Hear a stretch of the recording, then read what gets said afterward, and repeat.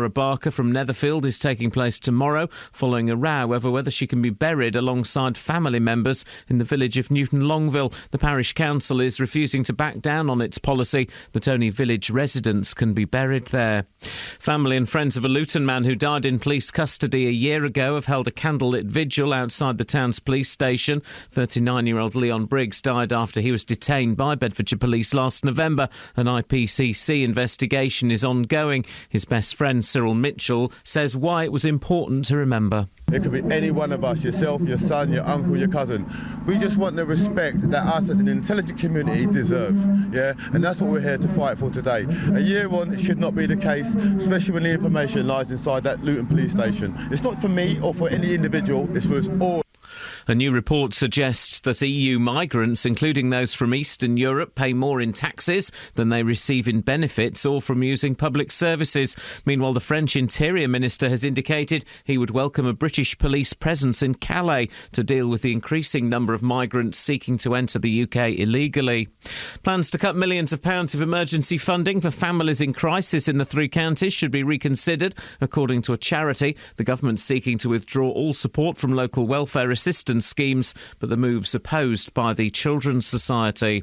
A cyclist was freed by firefighters after being trapped under a car in Hertfordshire last night. The male cyclist was taken to hospital after the collision on Watford Road in Croxley Green at around 6:45.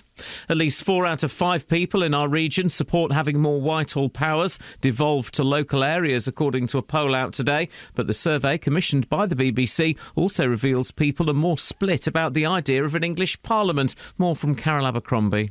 More than 80% of people questioned in our region support devolving powers like tax, education and the police away from central government to a much more local level. But only just over half of those polled support the idea of an English Parliament. At least 3 in 5 people back the idea of English votes for English laws in the existing Parliament. The mobile phone networks have been warned they might be forced into sharing their services to improve coverage. The government says a fifth of the UK has poor service where users can connect to some but not all of the 4 networks. In sport, Watford have dropped from 1st to 3rd in the Championship after defeat at struggling Birmingham. Here's Cottrell, swings the cross in, Donaldson! Watford fell asleep from the cross and Donaldson powered the header in. And with 5.5 minutes left, it's Birmingham City 2, Watford 1. And in the Champions League, Liverpool lost 1-0 away to Real Madrid, whilst Arsenal drew 3-3 at home to Anderlecht, despite leading 3-0. The weather, early mist and clouds should clear to leave a dry and sunny day, a maximum temperature 11 degrees Celsius. And you can get the latest news and sport online at bbc.co.uk/3 counties.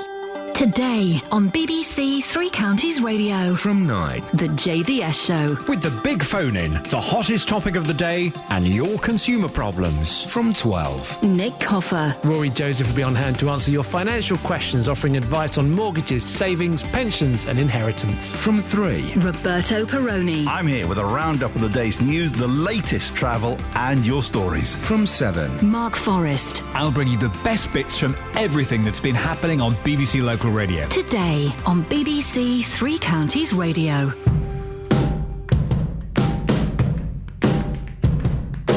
I'm being swallowed by a boa constrictor. I'm being swallowed by a boa constrictor. I'm being swallowed by a boa constrictor. And I don't like it very much.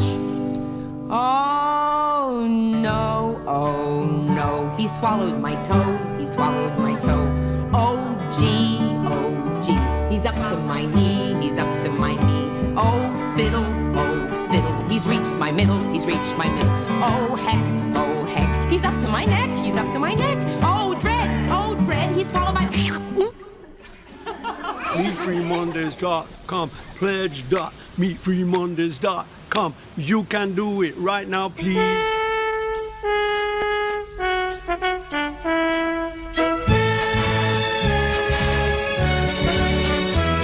There once was a wealthy man who had a wonderful idea to bring children from all places with all kinds of faces together into a sailing ship. There were 40 boys and girls.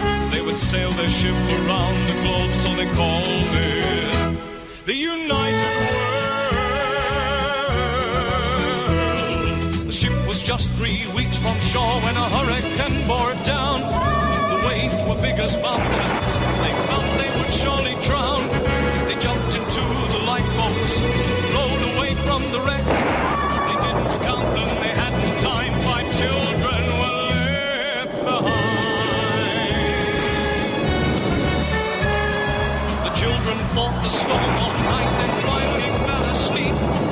They didn't realize the ship had been blown across a reef into the lost islands. What? Hiding in the bushes was a watchful pair of eyes, and living in the valley were people lost in time, ruled over by a tyrant whose face was in a mask. The children must defeat him so they can escape at last from the lost islands. The lost islands.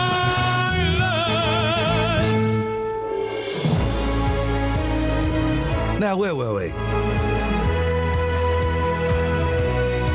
Morning, this is Iain Lee, BBC Three Counties Radio. Ladies and gentlemen, I'm back. I say I'm back. I would say I'm back at 65% capacity, but even that is better than the dross you'll be getting on Heart right now. Are they still going, guys? Catherine Boyle's here. Hi. Kelly Betts is there. Hello. Oh. Hi. Hi, nice to see you guys. Nice to see you. Apparently the show was still going on even when I wasn't here. Was it? Pretty good, wasn't it? What? Huh? Just making myself some hot lemon and honey. Little stir. But that... Suck a knife. Don't do that. Never suck a knife, kids. That's bad. That's bad. Shall we begin? I thought we did already. Yeah. Ah, yes. Coming up, cemetery controversy, cuts criticism, yeah, and coffee jar confusion. The majority of those words begin with the letter K. Yes. A curly K. K is a comedy sound. Did you know that? Sorry? K. You wouldn't know what a comedy sound is if it came up to you and shouted in your ear, comedy. Not working with you, I wouldn't. Eee. We're back, guys. Across beds, hearts and bucks. This is BBC Three Counties Radio. So, Kath. Yeah. Wagwan. Some stuff and some ting. Wicked. Should I play a song? Yeah. Nice. Morning, this is Iain Lee, BBC Three Counties Radio. Catherine, you're going to have to help me throughout the show this morning. I may have been a little bit... sorry? What's new? No. I'm not sure if the voice will last 3 hours. It's already, I can feel it fading away. I like it. It's kind of... Sexy? Hot? Tempting? Boy George. 08459 455 555. Now, this is a story that I know that we have been following on this show and that Justin has been following as the parish council refuses to reconsider its decision not to allow the burial of a 7-year-old girl alongside generations of her family.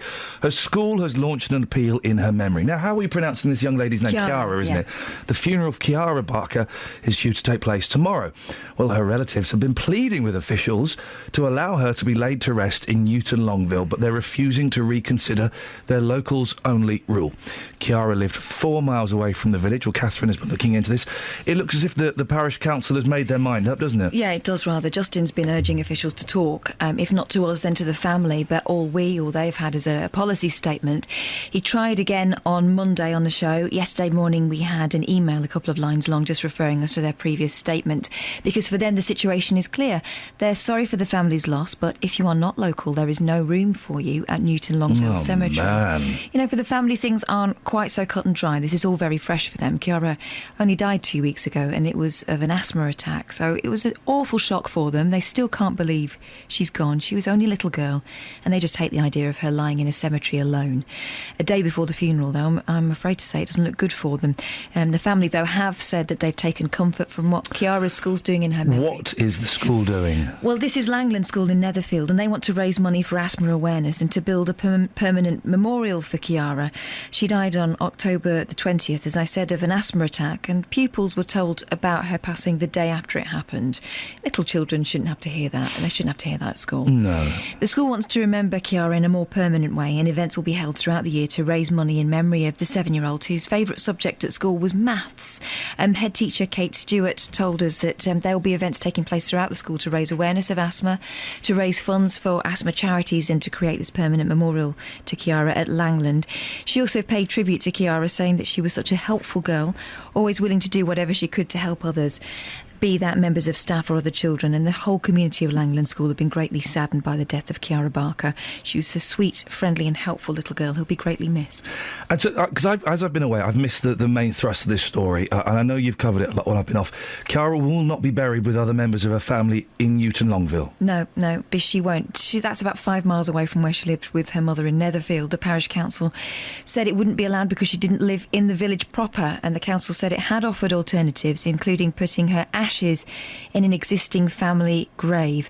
But Chiara's aunt, Tammy Boxall, said that she should be an exceptional case. And the parish council isn't going to change its position? No, it's the policy, and this is the statement that they've had. It's the policy of Newton Longville Parish Council that burials in parish burial grounds are restricted to residents of Newton Longville. This has been a policy of the parish council since the 1st of November 2007. Gosh, a whole 7 years. It really is a long-standing tradition, isn't it? And the council's been consistent and fair, according to this statement, in its application of this policy. The policy is necessary because of limited burial space available.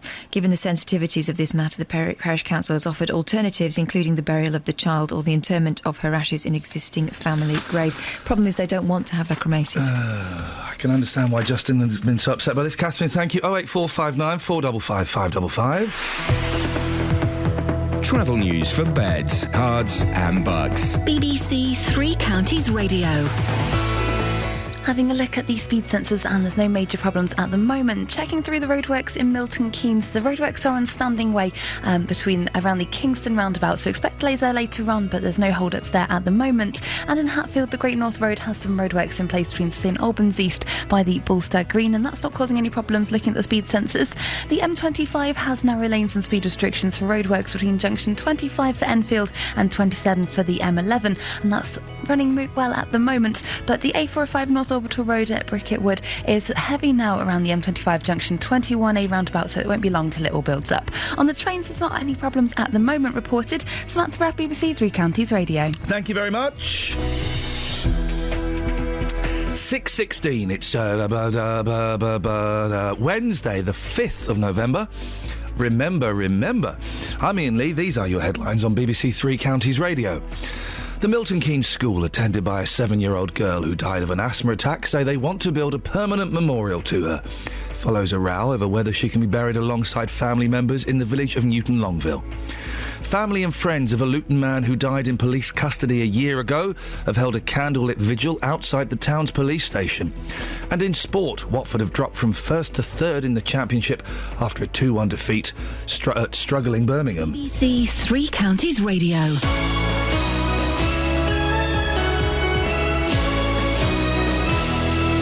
Every weekday morning, local opinions. Well, I think it's a very difficult proposition. You really cannot allow your heart to rule your head. Local stories. I wanted to call my house Hardcore Mansions. They refused that on 2 separate occasions. I wasn't leaving the house through the fear as to what I would find when I came back. Local life. I bought a car within 3 months. It's rusty. They said that the deposit would be forthcoming. It wasn't. The JVS Show. Weekdays from 9 on BBC Three Counties Radio.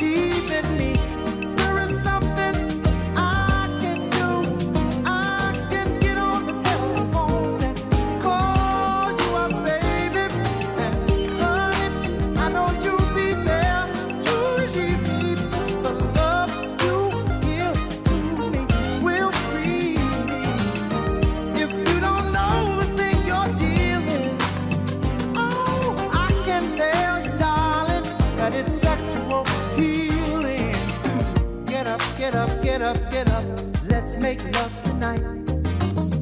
Wake up, wake up, wake up, wake up, 'cause you do it right.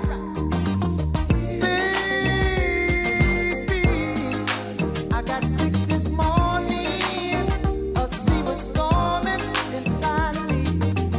Baby, I think I'm capsizing, the waves are rising and rising, and when I get that feeling, I want sexual healing. Sexual healing is good for me, makes me feel so fine.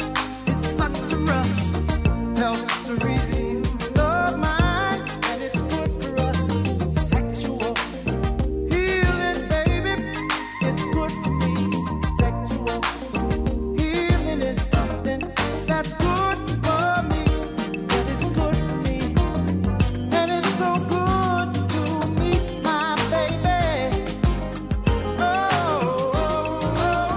Come take control, just grab a hold of my body and mind. So we've been making it, honey, oh, we feel it fine. You're my medicine, open up and let me in. Darling, you're so great, I can't wait for you to operate. Get up, get up, get up, get up. Let's make love tonight. Wake up, wake up, wake up, wake up, 'cause you do it right.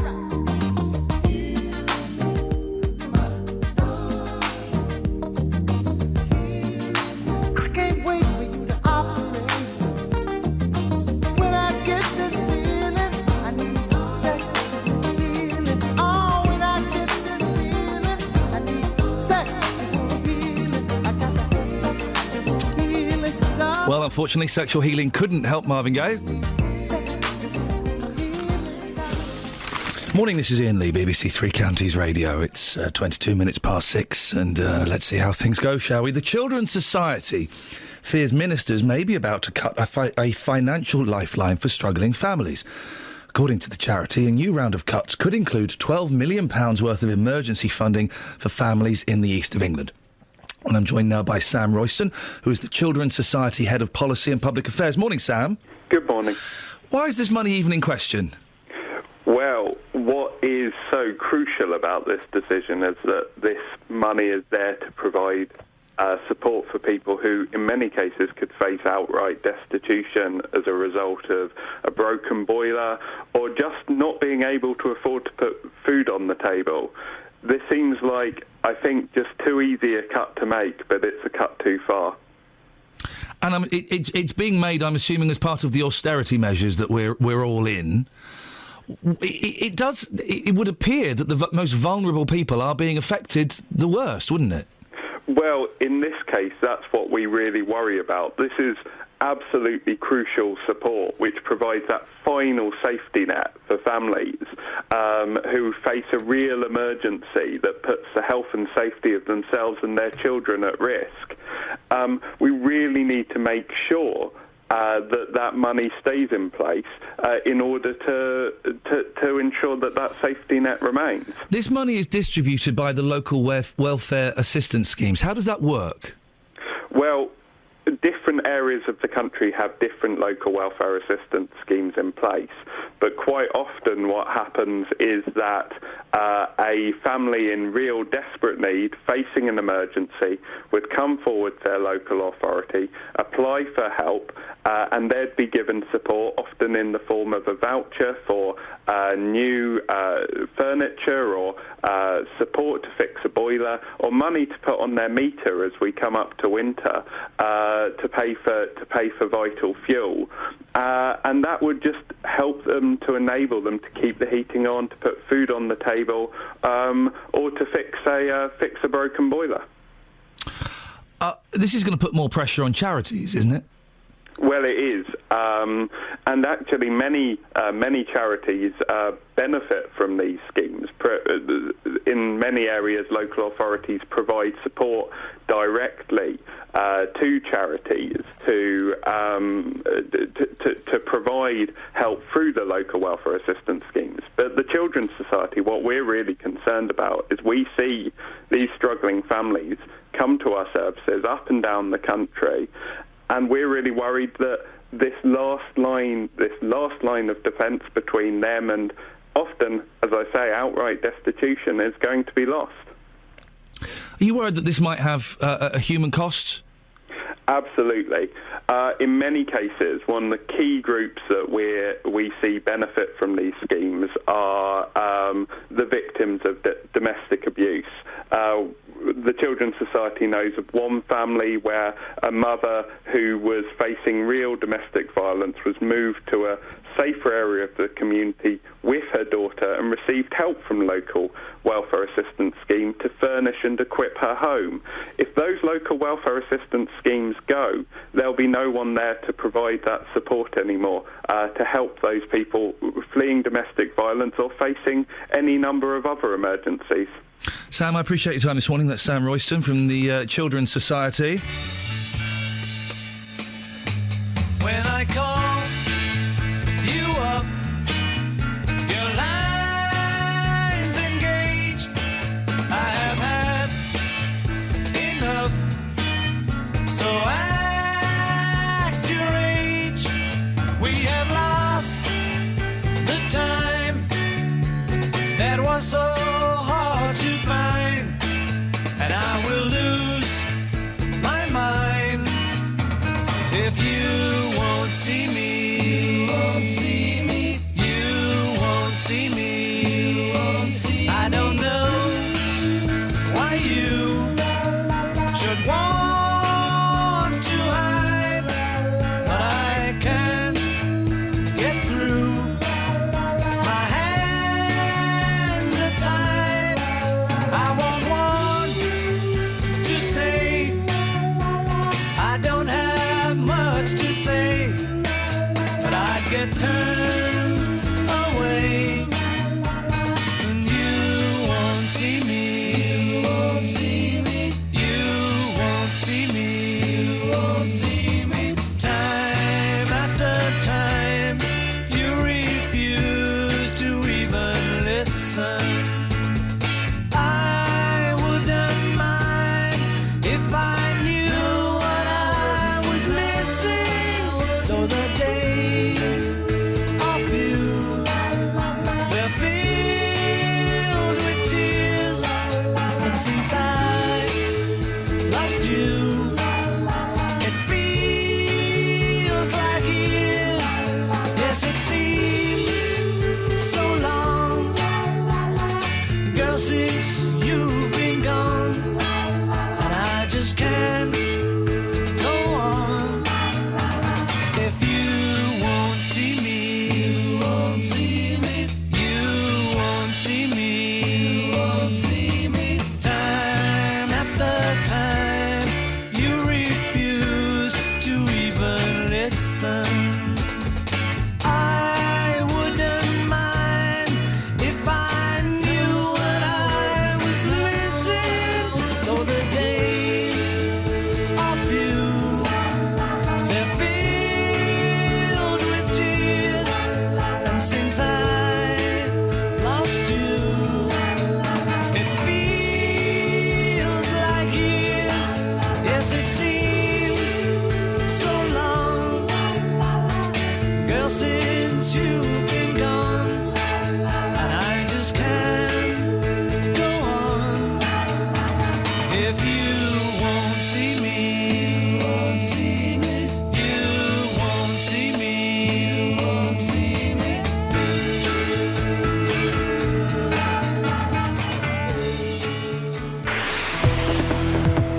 Travel news for beds, cards, and bugs. BBC Three Counties Radio. Taking a look at the cameras on the motorways, the M1 is moving fine at the moment. The M25 anti-clockwise, though heavy between around junction 21 for the M1 and junction 20 for Kings Langley. Moving fine through those roadworks, though, in both directions between junction 25 for Enfield and 27 for the M11. In Wroxham, the A1 Great North Road has some roadworks going on around the Black Cat roundabout, and that is likely to add some time to your journey later on. And on the trains, Great Northern have delays between Stevenage and King's Cross and Welwyn Garden City and Moorgate because of overrunning engineering works at Alexandra Palace. Samantha Ruff, BBC Three Counties Radio. Across beds, hearts and bugs. This is BBC Three Counties Radio.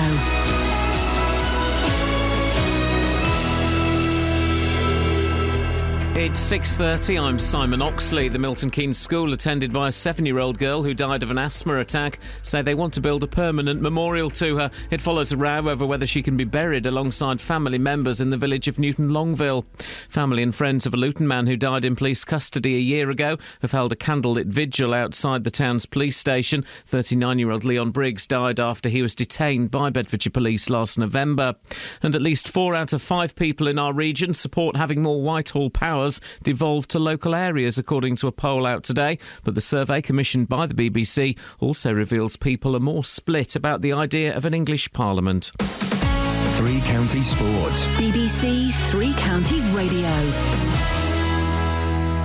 Watford have dropped from first to third in the Championship after a 2-1 defeat at struggling Birmingham. Fernando Forestieri had scored a first-half equaliser for the Hornets, but they conceded an 85th-minute winner. Head coach Slavisa Jukanovic made 5 changes to Saturday's winning team. Yes, especially disappointed result. We lose the game. We try to catch control of the game, but always after they lose the ball, we have many problems. So Watford down to third, behind Bournemouth and Middlesbrough, who both won, with only 4 points covering the top 8 teams. In the Champions League, a much-changed Liverpool lost 1-0 at Real Madrid. Here's manager Brendan Rodgers. In terms of the team selection, I'm not really bothered. We haven't been a team that's got a consistent run of form at the moment. Winning 5-6 games. The changes were the team that I thought would get us a performance and a result, and we got a performance, unfortunately just didn't quite get the result. And Arsene Wenger saw his Arsenal side draw 3-3 at home to Anderlecht after leading 3-0. Maybe we underestimated subconsciously Anderlecht and got punished. But Champions League, you need to be at the mental level or you get punished, and certainly we are not. Tonight, Manchester City host CSKA Moscow. Chelsea are away to Maribor. Milton Keynes Dons League One trip to Scunthorpe next Saturday, November the 15th, has been postponed after international call-ups for Dons trio Will Grigg, Ben Reeves and Dele Alli. A strong Stevenage side won 3-1 at Colney Heath last night in the Hearts Senior Cup, with Tom Pett scoring twice, but Andy Bond was sent off, and Luton Town's youngsters are through to the second round of the FA Youth Cup after a 4-1 win over Didcot at Kenilworth Road. BBC Three Counties News and Sport. The next full bulletin is at 7. If you hear a whisper, give us a shout. Iain Lee. BBC Three Counties Radio. Now, part of me is thinking I've come back too early because I don't know if my voice is going to survive the 3 hours. Right. So, dear listener, I kind of need you to help present the show. There's no money in it for either of us, it turns out. 08459 455 555 if you want to waffle away. And Catherine, you're going to have to do a lot of talking. Good. Sorry? OK, if I must. What you got in the papers? Stuart Loxton, 58, has infuriated his wife. Oh, what's he done? I'm talking about Sue. Oh, Sue. Sue's infuriated by continuing to use a 100-year-old wooden loo in a building they're renovating in Ottery St Mary, Devon. That sounds like a very, very luxury problem. Hang on, where's he supposed to go? In a bucket? Just don't use the 100-year-old wooden loo. Maybe it's supposed to be there as a talking point. Well, hey, nice loo. Yeah, it's wooden. All right, looks old. It's 100 years old. Don't use it. It's just for looking at. No one has a looking at loo. People, when we were looking at getting a new bathroom a couple of years ago, we went to various places, and people have urinals in their bathrooms now. Yeah. Isn't that weird? I wouldn't have them. I've only got one man in my house. Well, we went to one place, and there's this really weird-looking thing, and I thought it was some kind of futuristic bin.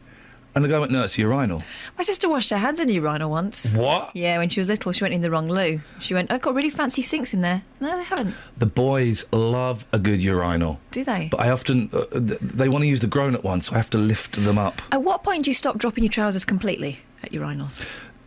Some men still do it. No, they don't. Some men still do it. The thing is, you've got a fly, right, on your trousers, and that you just unzip the fly. Some men unzip the fly, undo the belt, undo the top button, and pull their trousers down around their bum. So their backsides are out? Yep.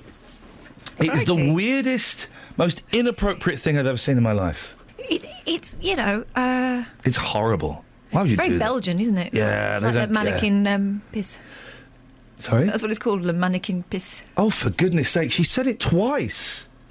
My granddad. No. My granddad had a corkscrew of that. That's inappropriate, isn't it? Listen, but there are people on Facebook who've been applauding the fact that Justin Dealey has been presenting the show. It means their children can listen. Come on, we're kid-friendly. Then you come out with language like that. Hey, this is a good story. What's this? The jihadis. Oh, yes. British jihadis. By the way, I mean, I don't want to make light of it, but what a great name for a band, the Jihadis. But instead of spelling it Jihadis, you do double E at the end. Just makes it, a bit more fun. Hey, we're the jihadis. Yeah. No, you're not Hard to rhyme. I'll think of something. Baddies. Appropriate. There we go, thank you. Brit jihadis fighting for Islamic State in Syria are being fuelled by rich tea biscuits from Asda. Stop this. The Sun has the proof. They've got a picture with an arrow.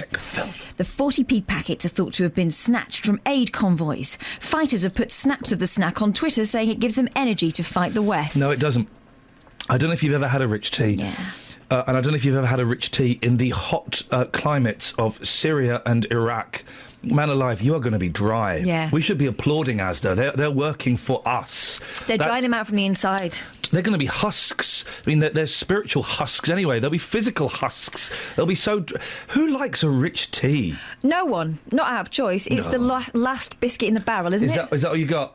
I'm peckish. Why bother with a biscuit if you're going to do that? There's no need for that. Not bother. There's no need for Why have you turned this page over? Is this for the ghost picture? Yeah. This to me looks like one of those. You know, you can get apps, and you can put an app over. You can put a ghost in any photo. We have an app that we put ghosts in photos and show them to Justin Dealey as evidence, and he believes it every single time. He looks at us like, I keep telling you, when will you learn? Yep. Stunned, Chris Ledbetter took his last photo of his dying granddad, then found he'd captured a ghostly figure at the bedside. No, he didn't. Using Ghost app. Bob Large, 76, then pulled through.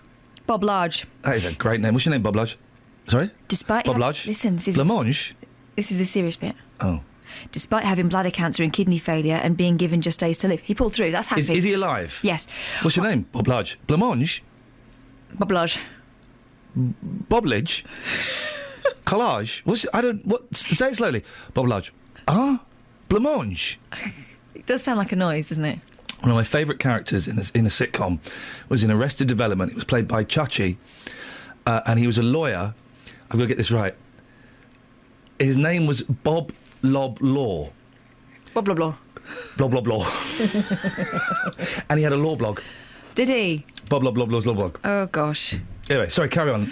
Anyway, so this gentleman pulled through. Hooray, good side of the story. Great side of the story. Spooky side. Hospital staff say other patients have seen the spooky woman. No, they don't. Which Bob is calling his guardian angel. No. Lynn's in Hemel. Morning, Lynn. Good morning. I'm glad you're back. So am I. I'm glad you feel a bit better, although you don't sound like here's in the last 3 hours. Here's the thing. I felt fine the last week. I can't speak. I just had no voice. But today I've got a bit of a voice, and I feel rough as anything. Yeah, I know. It's weird, isn't it? Isn't it weird? Oh, well, I'm not absolutely sure you're going to last 3 hours. No, nor am I, if I'm honest. So I'm going to bat out of this conversation and you can talk to Catherine. Hello, Lynn. All right, then. Hello, Catherine. How are you? I'm all right, thank you. What did you want to say, Lynn? I'm very upset about the story of this little girl. Yeah, it's awful, isn't it? I think... I'm astounded by it, really. Because her parents must still be in absolute shock. Because it's against the natural order of things to lose your children. I understand from Kelly she's got siblings. And all the little children at school are going to do something really nice for her. But I just think... whoever's made that decision, A, they're too gutless to come on the radio, which I know you've been asking them to do, for a couple of days. And I would have thought, when somebody dies, if it gives them even the tiniest little crumb of comfort to think that somehow, by being with some relatives, they'll feel like there's someone looking after her or protecting her. May I, as someone who's not been following this story as closely as my colleagues here at BBC Three Counties Radio have, may I step in? Yeah, go on. As devil's advocate. Go. There is limited space in this graveyard. Yes. Okay. I understand. Hang on a second. So I just want to make sure I've got this story right. There is limited space in this graveyard. There is a rule since 2007. You can only be buried there if you're from the village. The rule's the rule. Once, and I'm not necessarily saying this is what I think, but let me just put this out there. No, once, I understand once you break that rule for one person, then you break the rule. Then my 90-year-old granddad died, and he lived in the village years ago, and he lives 20 miles away. Once you break the rule for someone, you start breaking the rule for everyone. Actually, I started wondering about situations like that. Say you have lived in the village for years and years, and you end up in a care home 20 miles down the road. Your roots are still in that village, aren't they? How would that work? Well, I mean, a rule's a rule, and graveyards are running out of space. I know they are, but I just think it's a little child. Yeah. And you can't tell me.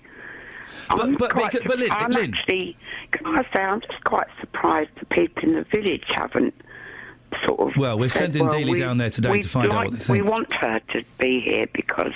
But Lynn, it's a little child. But then it could be someone's mum, and then it could be someone's brother, and then it could be someone's granddad. It's always going to be someone that is important to other people. I understand that, and I've lost a lot of people, but I just think it is different with a child because it's against the natural order of things that a child dies before its parents. Yeah. Her family must be still in such shock over it. We're shocked, and I just think it's a lot to put on them, and I think... Well, that's not the council's responsibility. I'm going to move on because we're running out of time, but thank you. And Kelly makes a good point. Kelly, what was that you were just typing on my screen? So I was just thinking that if the little girl is buried with her grandparents and her mum lives in Milton Keynes, her mum wouldn't be able to be buried there when she passes. So which means, will they go through the whole thing again, or do they accept that the mum will be buried separate to the daughter? Thank you, Kelly. It's a tough one, isn't it? And coming at it with slightly fresher eyes, I can see both sides of the story, but I don't know. You know, it's a rule. A rule is a rule.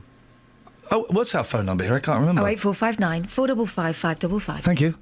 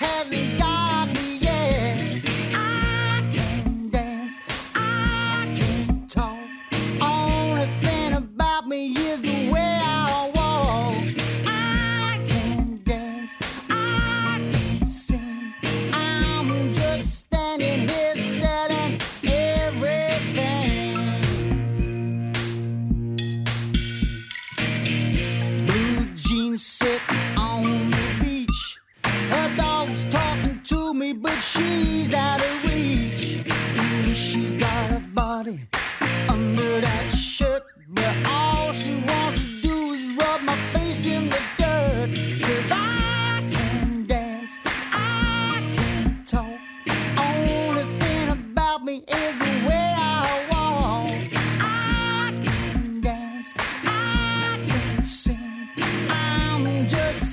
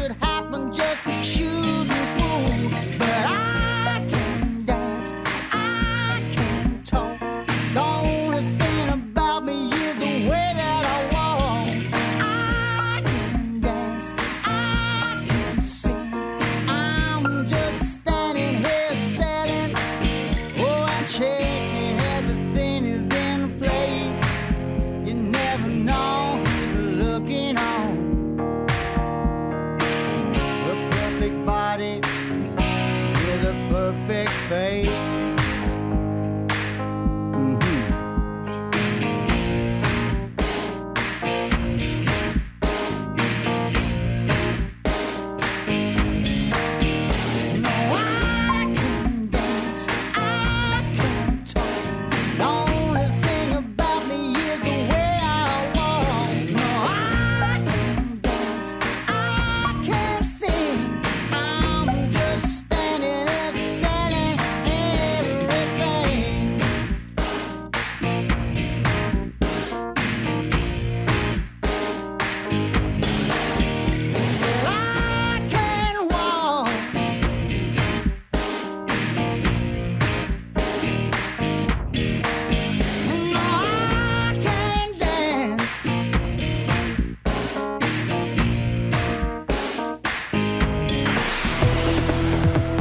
Travel news for beds, cards and bugs. BBC Three Counties Radio.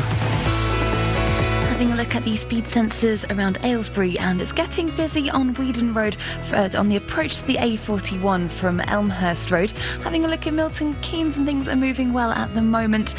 But in Roxton, the Great North Road has roadworks going on around the Black Cat roundabout. That is likely to add some time to your journey this morning if you're heading through there. And on the M25 anti-clockwise, it's heavy already between junction 21 for the M1 and 20 for Kings Langley. On the trains, Great Northern have delays between Stevenage and King's Cross because of overrunning engineering works at Alexandra Palace. Samantha Freff, BBC Three Counties Radio.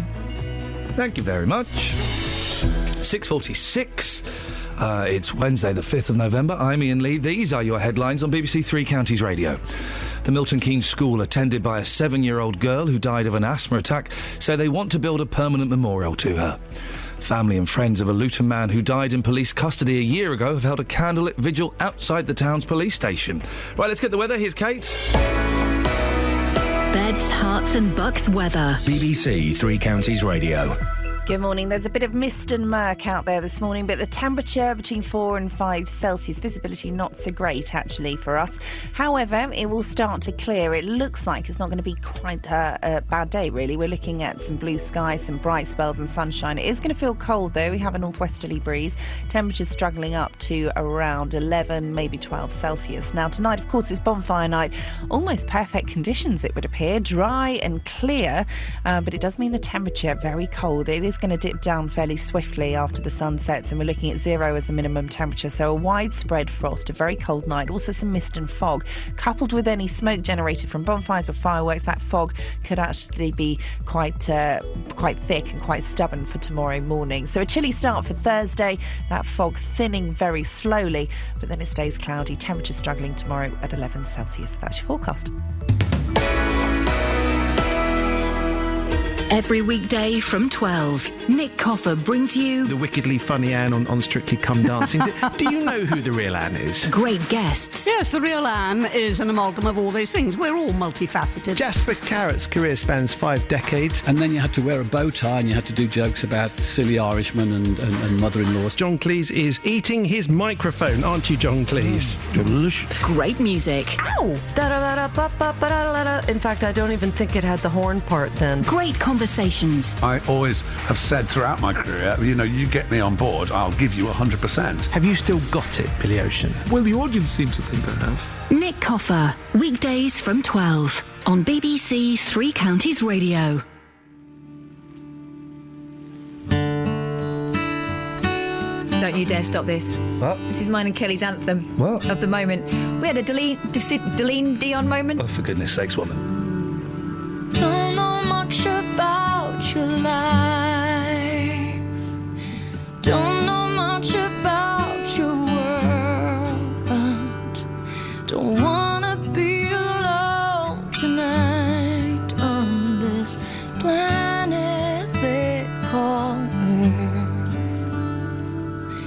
You don't know about my past, and I don't have a future figured out, and maybe this is going too fast, and maybe it's not meant to last.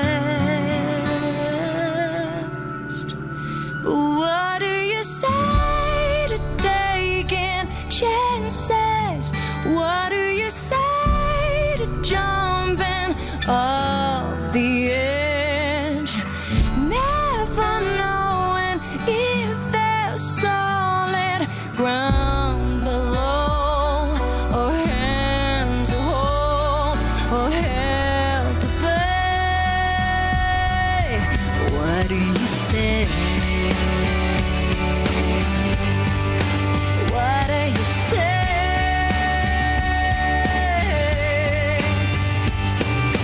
I just wanna start again, and maybe you could show me how to try. Maybe you could take me in somewhere underneath your skin. What do you say to taking chances?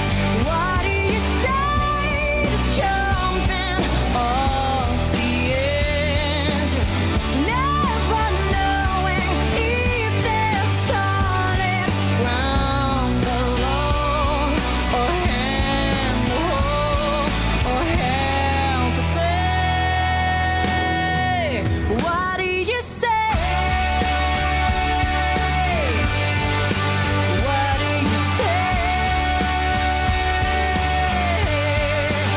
And I had my heart beating down, but I always come back for more. Yeah, there's nothing like love to pull you up when you're laying down on the floor there. So talk to me like lovers do.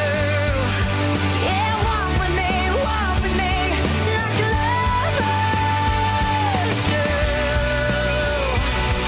Like lovers do.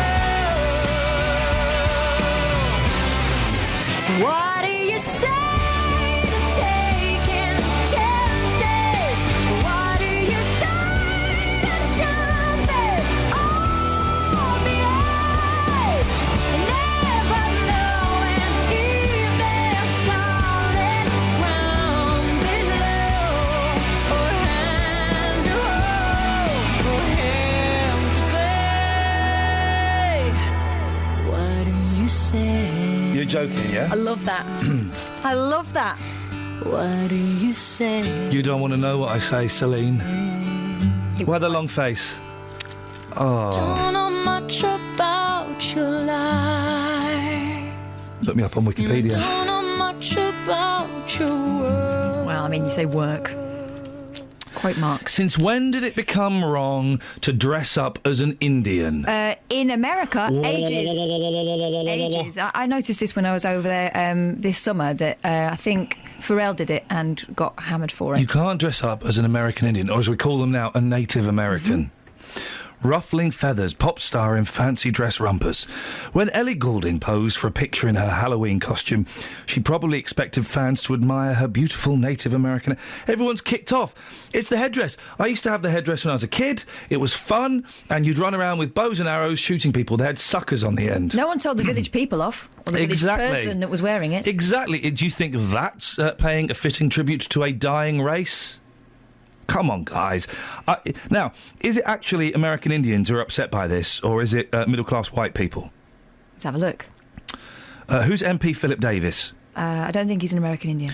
Conservative MP Philip Davis last night called on the sing... Oh, no, he's saying he's up for it. As far as I'm concerned, all these people who are complaining are idiots.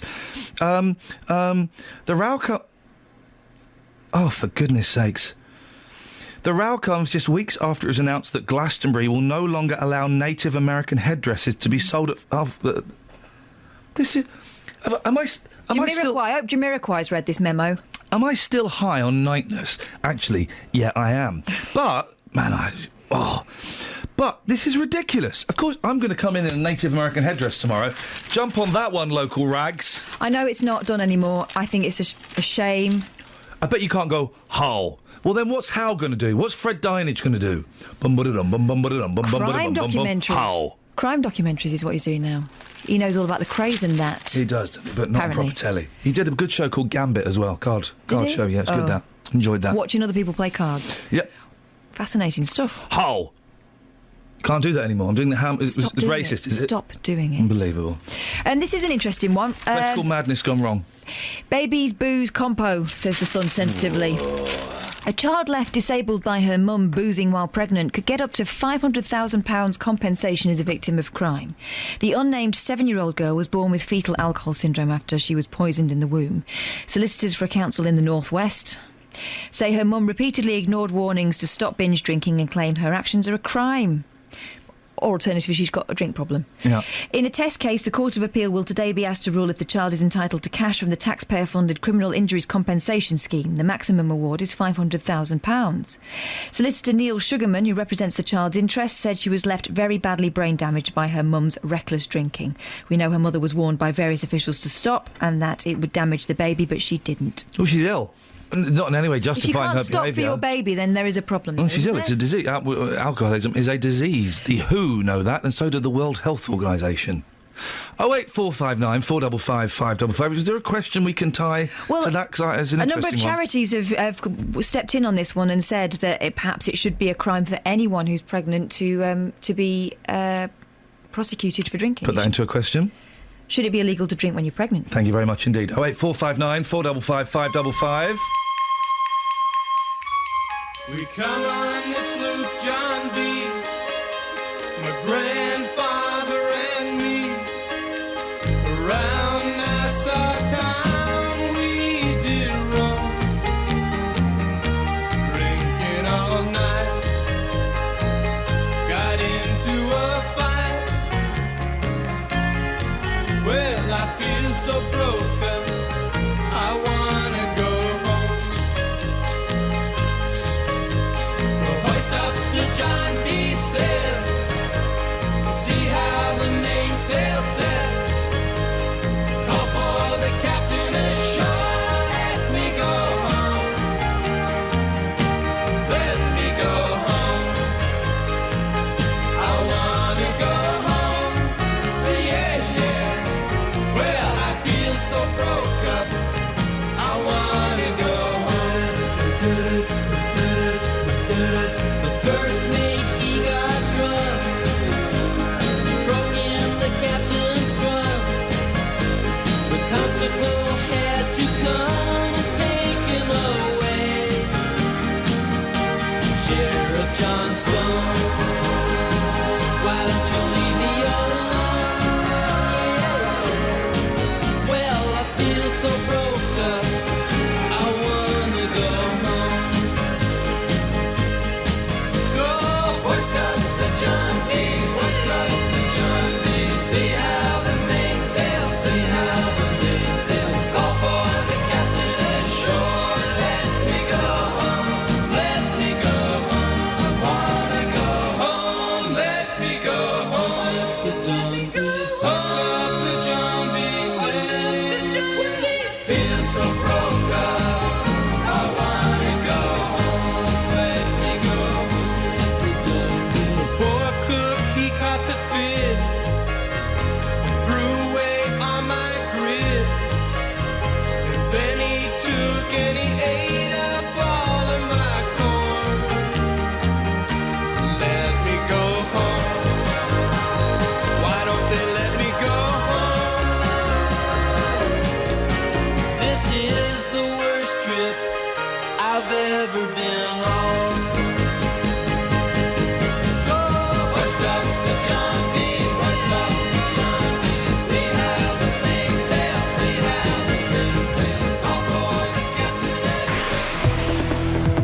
captain. Travel news for beds, cards, and bugs. BBC Three Counties Radio.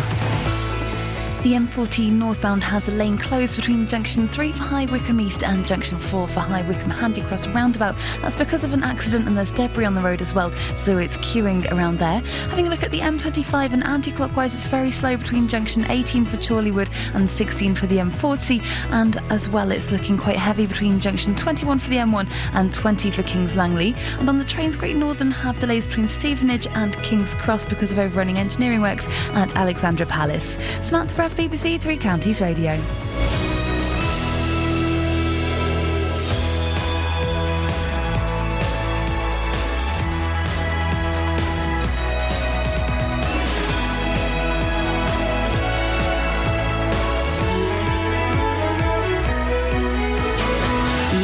and vocal across beds, hearts and bucks. This is BBC Three Counties Radio.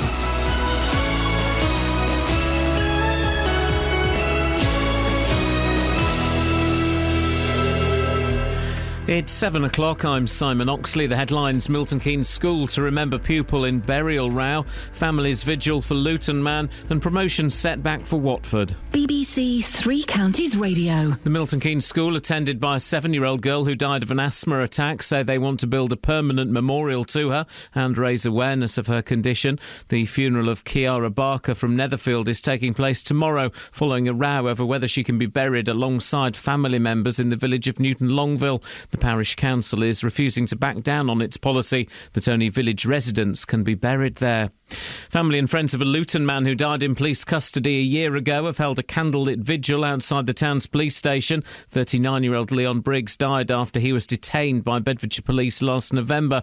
An IPCC investigation is ongoing. His best friend Cyril Mitchell says why it was important to remember. It could be any one of us, yourself, your son, your uncle, your cousin. We just want the respect that us as an intelligent community deserve, yeah? And that's what we're here to fight for today. A year on, it should not be the case, especially when the information lies inside that Luton police station. It's not for me or for any individual, it's for us all. A new report suggests that EU migrants, including those from Eastern Europe, pay more in taxes than they receive in benefits or from using public services. Meanwhile, the French Interior Minister has indicated he would welcome a British police presence in Calais to deal with the increasing number of migrants seeking to enter the UK illegally. Plans to cut millions of pounds of emergency funding for families in crisis in the three counties should be reconsidered, according to a charity. The government seeking to withdraw all support from local welfare assistance schemes, but the move's opposed by the Children's Society. A cyclist was freed by firefighters after being trapped under a car in Hertfordshire last night. The male cyclist was taken to hospital after the collision on Watford Road in Croxley Green at around 6:45. At least 4 out of 5 people in our region support having more Whitehall powers devolved to local areas, according to a poll out today. But the survey commissioned by the BBC also reveals people are more split about the idea of an English Parliament. More from Carol Abercrombie. More than 80% of people questioned in our region support devolving powers like tax, education and the police away from central government to a much more local level. But only just over half of those polled support the idea of an English Parliament. At least 3 in 5 people back the idea of English votes for English laws in the existing Parliament. The mobile phone networks have been warned they might be forced into sharing their services to improve coverage. The government says a fifth of the UK has poor service where users can connect to some but not all of the 4 networks. In sport, Watford have dropped from first to third in the Championship after defeat at struggling Birmingham. Here's Cottrell, swings the cross in, Donaldson! Watford fell asleep from the cross and Donaldson powered the header in, and with 5.5 minutes left, it's Birmingham City 2, Watford 1. The weather: early mist and cloud should clear to leave a dry and sunny day, a maximum temperature 11 degrees Celsius. And you can get the latest news and sport online at bbc.co.uk/3 counties. BBC Three Counties Radio's big tour of beds, hearts and bucks. It's quiet, quite picturesque, lots of trees and fields and stuff. Telling everyone about where you live. I like sitting in the Gadebridge Park gardens. They're lovely sitting in there. All this week, we're exploring Hemel Hempstead. I think the old town is definitely the unsung hero of Hemel Hempstead. The big tour of beds, hearts and bucks. BBC Three Counties Radio.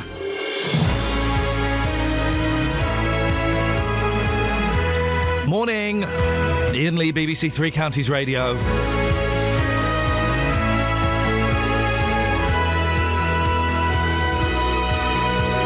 Morning to Kev on Facebook.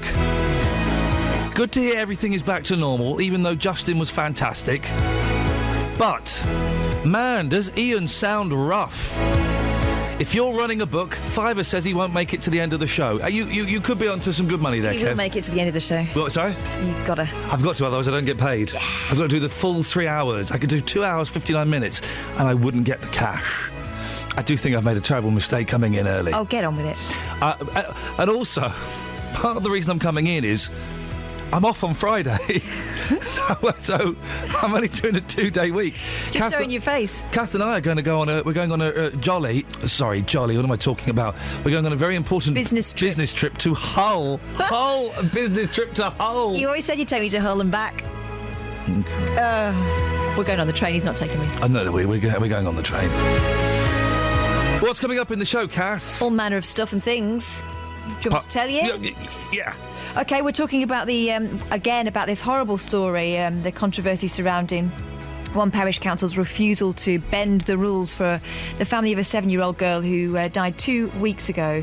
Her family don't want her to be laid to rest on her own. They want her to go alongside her grandparents. Unfortunately, the parish council rules state that if you're not from the village, you can't be buried in the village cemetery. Mm-hmm. We're also talking about cuts and how they may affect a lifeline of payments to families on their uppers.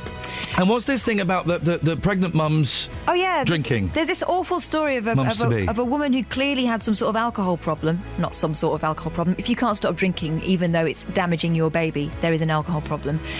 She may end up being prosecuted, and her child, who's been terribly disfigured by fetal alcohol syndrome, may be in line for £500,000. A lot of charities are saying this should herald a new wave of thinking, which is if you drink when you're pregnant, you should be prosecuted. Should it be illegal to drink when you are pregnant? 08459 455 555. Across beds, hearts and bucks. This is BBC Three Counties Radio. And you can call it, but listen, my voice may not make it to the end of the show, so people are welcome to call in. What's the phone number, Catherine? 08459 455 555. Hey. Now, the Milton Keynes school, attended by the 7-year-old girl who died of an asthma attack, is looking to raise money for awareness of the condition. The funeral of Kiara Barker, who died 2 weeks ago, is taking place tomorrow. And Langland School in Netherfield wants to raise money for asthma awareness and to build a permanent memorial for her. Well, Emily Humphreys is the head of policy and public affairs at Asthma UK. Morning, Emily. There will be some people listening who are surprised to hear that asthma can be fatal. Yeah, asthma can be fatal. It kills 3 people in the UK every day, and that's absolutely tragic. So our heartfelt condolences go out to her family. It's a very, very, very sad story, but a more common one than a lot of people realise. Yeah, because, when I was at school, asthma was always, the kid who was wheezing a bit, but they have an inhaler and everything was fine. 3 people dying a day, that's quite incredible. Yeah, it's very sad that so many people are still dying. A big review came out earlier in the year which showed that a lot of those deaths are preventable. About 2/3 could be prevented with just sort of better routine care.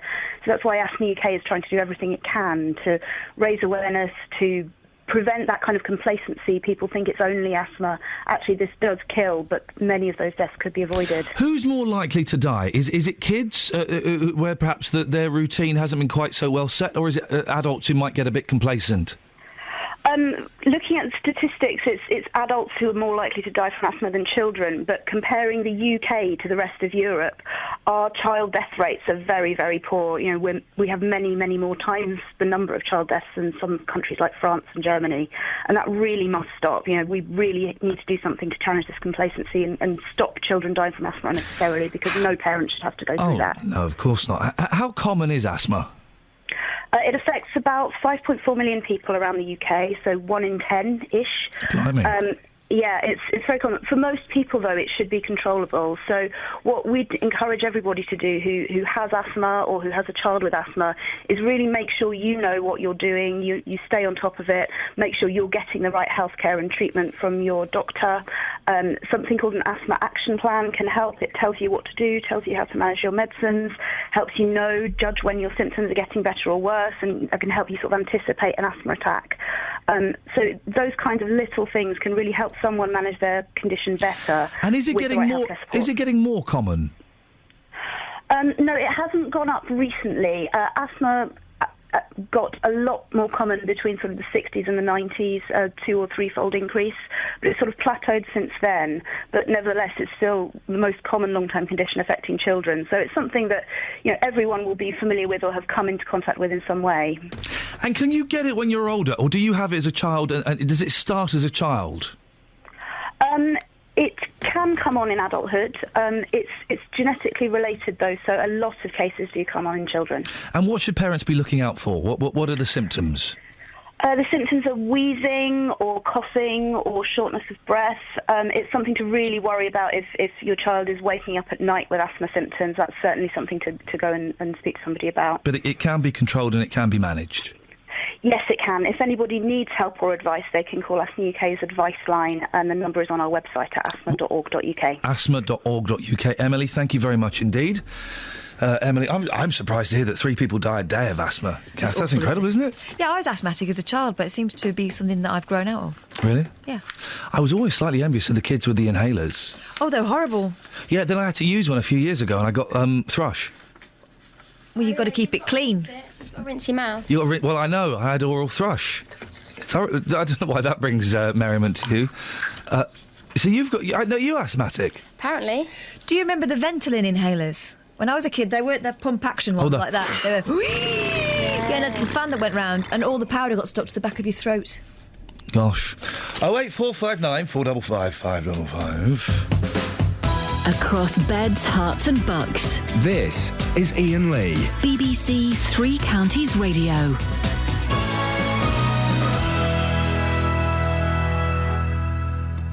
Catherine, you're looking ponderous. Always. I'm always thinking. I'm sorry, mate. You've got a contract to work here for another year, so there's no escape at all.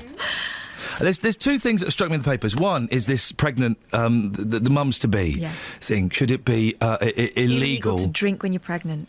Now they advise against it, or to drink in moderation. Well, they said because it changes.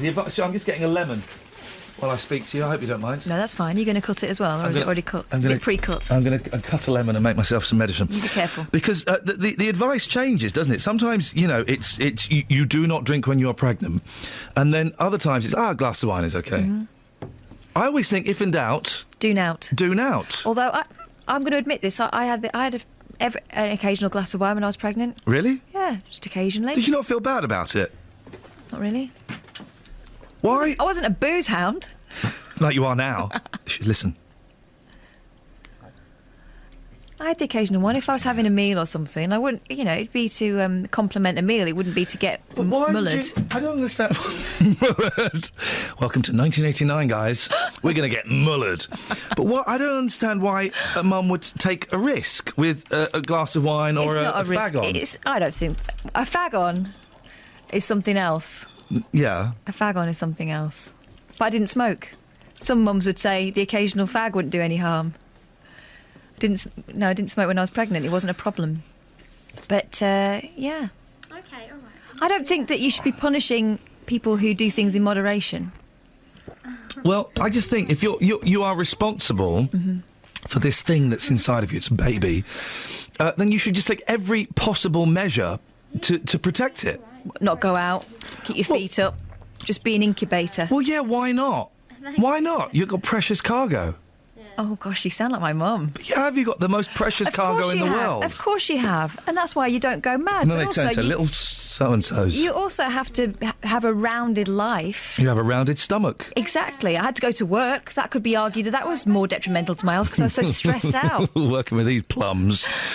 So there's that story. Oh, should it be illegal to have a booze up when you're pregnant? I also don't think it's right to criminalise a woman like this who clearly has a problem. Well, OK, but this is interesting because she's obviously an alcoholic, this woman. OK, so therefore she could not stop drinking if she wanted to.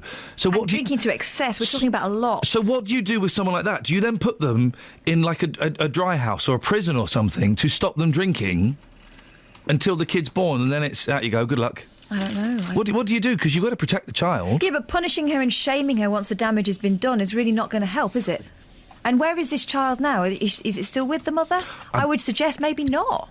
08459 455 555. And then there's this. The more I think about this, the angrier I get. Yeah, OK, gollywogs. All right, fine. Yeah, OK, blacking up.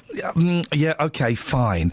But wearing the American Indian headdress, you know, the long thing with all the feathers and the beads. Is that the chief's dress? Chief Sitting Bull. When did that become racist? I think when people became more aware of how they were wiped out on purpose. Oh yeah, guys. This is a mass culling of a whole people. We murdered them. Hey, can we buy that land off you? Yeah, sure. How much? We've got some magic beads. Okay, fine. Do you know what we did? Then when 10 they years got later, wise to that? you tricked us. Do you know what we did when they got wise to that? Go on. We gave them infected blankets, Yep. so they got smallpox. We did that. Us. Primarily the British. Nice one, guys. Well done. But why? I don't understand. So Ellie Goulding, the pop singer, I don't really know any of her songs. I'm sure she's excellent. I'm sure she's adequate. She's posed as an American Indian. Where's the beef? I think the beef is people doing it to get drunk and lark around when actually it's a sort of sacred thing. No. I have never seen any... You don't see drunk lads on a Friday night... She was wearing it for a party. She was wearing it for a party, yeah. But I don't see... So it kind of... I think to them, and having read the way it's covered in America, to the Native Americans and those who sympathise with their plight, it makes a mockery of what was a sacred position. Crystal Spear. That's a great name. Crystal Spear, who works for the Native American Heritage Association in America, said, I do think the reaction is a bit much. People these days will jump at anything to get offended. I can see both sides, but unless you're Native American yourself, I don't think it's right for you to say whether it's offensive or not. Boom. Man alive. I'm tempted to come in as an American Indian but we're tomorrow. a bit more distant from it, aren't we? Well, from America, yeah. Mm-hmm. Yeah. Miles away. Good point. You do it in America, you get in trouble. 0845... Well, OK, fine. Well, I'm going to go... got in trouble and everyone loves him at the moment. Fine, I'm going to go and do it in America then. Don't. I'm going to do it in America. Don't do it in America. I'm going to do it in America. Don't do it in America. I'm going to do it in America. Don't do it in America. Can I film it? I'm not actually going to do it in America. I wouldn't. Oh, okay. Probably won't, no. Travel news for beds, cards and bugs. BBC Three Counties Radio. On the M14 northbound, there's a lane closed between Junction 3 for Loudwater and Junction 4 for the High Wycombe Handy Cross roundabout. That's because of an accident involving a crane and a lorry. It's on the hard shoulder at the moment, but there is debris in the outside lane, making it very slow. In Uxbridge, the A40 Western Avenue is queuing eastbound between the Swickley's roundabout and Gypsy Corner. That's not helped by a broken down vehicle in the Medway underpass. In Dunstable, the A5 southbound's heavy between Dunstable and Markgate. And on the M1 southbound, it's very heavy between the Luton Airport Spur Road and Junction 9 for Redbourne. In Bishop's Stortford, the A120 is very busy in both directions around the Puckeridge roundabout. In Cheshunt, the A10 southbound's heavy around the Turnford and the M25 for Enfield. And on the trains, there are delays between Stevenage and King's Cross because of overrunning engineering works. Samantha Ruff, BBC Three Counties Radio. Headlines at 16 minutes past 7. The Milton Keynes school attended by a 7-year-old girl who died of an asthma attack, so they want to build a permanent memorial to her. It follows a row over whether she can be buried alongside family members in the village of Newton Longville. Plans to cut millions of pounds of emergency funding for families in crisis in the three counties should be reconsidered, according to the charity The Children's Society. And in sport, Watford have dropped from first to third in the Championship after a 2-1 defeat at struggling Birmingham. BBC Three Counties Radio.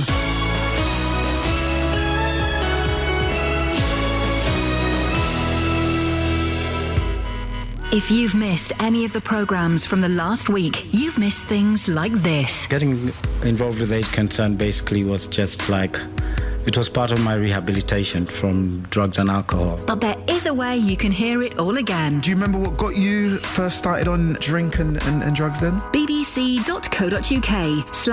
Counties Radio, allowing you to listen to what you missed. Like most people, you don't really know why you end up being in that muddle to start with. You Did it just start find like yourself a social in there. thing then? Yeah, it all starts out as a social thing, and then the next thing you know, you're drinking in the streets. bbc.co.uk/Three Counties Radio. Across beds, hearts and bucks. This is Iain Lee. BBC Three Counties Radio. One-sided. Sorry? What are you banging on about? Oh, I'm trying to fix myself. Can you go away? Stop fiddling with that. I made it loose. Richard. Yo, my man, how's it hanging? Catherine, you'll never guess what Catherine's fiddling with. Hey, I'm not Catherine. No, exactly. Her bra. Anyway, listen. Yes? Something serious this morning. The asthma thing and all those people that have got problems with their throat pipes and tubes, lungs and what have you. Yeah. Many years ago in a previous life, I used to work for a company that manufactured ionisers. Do you know what an ioniser is? No. It's a little gadget you plug in, and it emits, and I can't remember whether it emits negative ions or positive ions. And what it does, all particulate matter floating around in the bedroom, the sort of stuff that you'll see, if you get a ray of sunshine shining in the room, you see all that bits of stuff floating around. Yeah, I like the way you're leaving gaps for me to join in. Yes? Well, yeah, I just want to try and get the key. You've seen sunshine shining in the room, and there's lots of particulate matter floating around, haven't you, I guess? Yes, yes. I've not got the script here, Richard, so I'm improvising. Yes? Gets down your lungs and irritates you. Now, the ioniser emits ions, IONS, that are either negative or positive. They're the opposites of what the particulate matter is, and it grounds out the particulate matter. And the point I'm coming to is that I work for this company that manufacture these, and I think you still get them in Argos.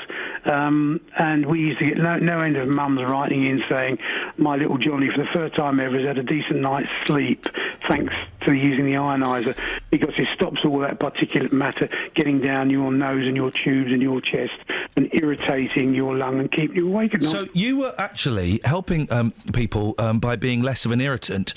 How come, Richard, you're now very irritating? Well, on a serious note, if anyone's never heard of these, get them to Google them up, what an ioniser does.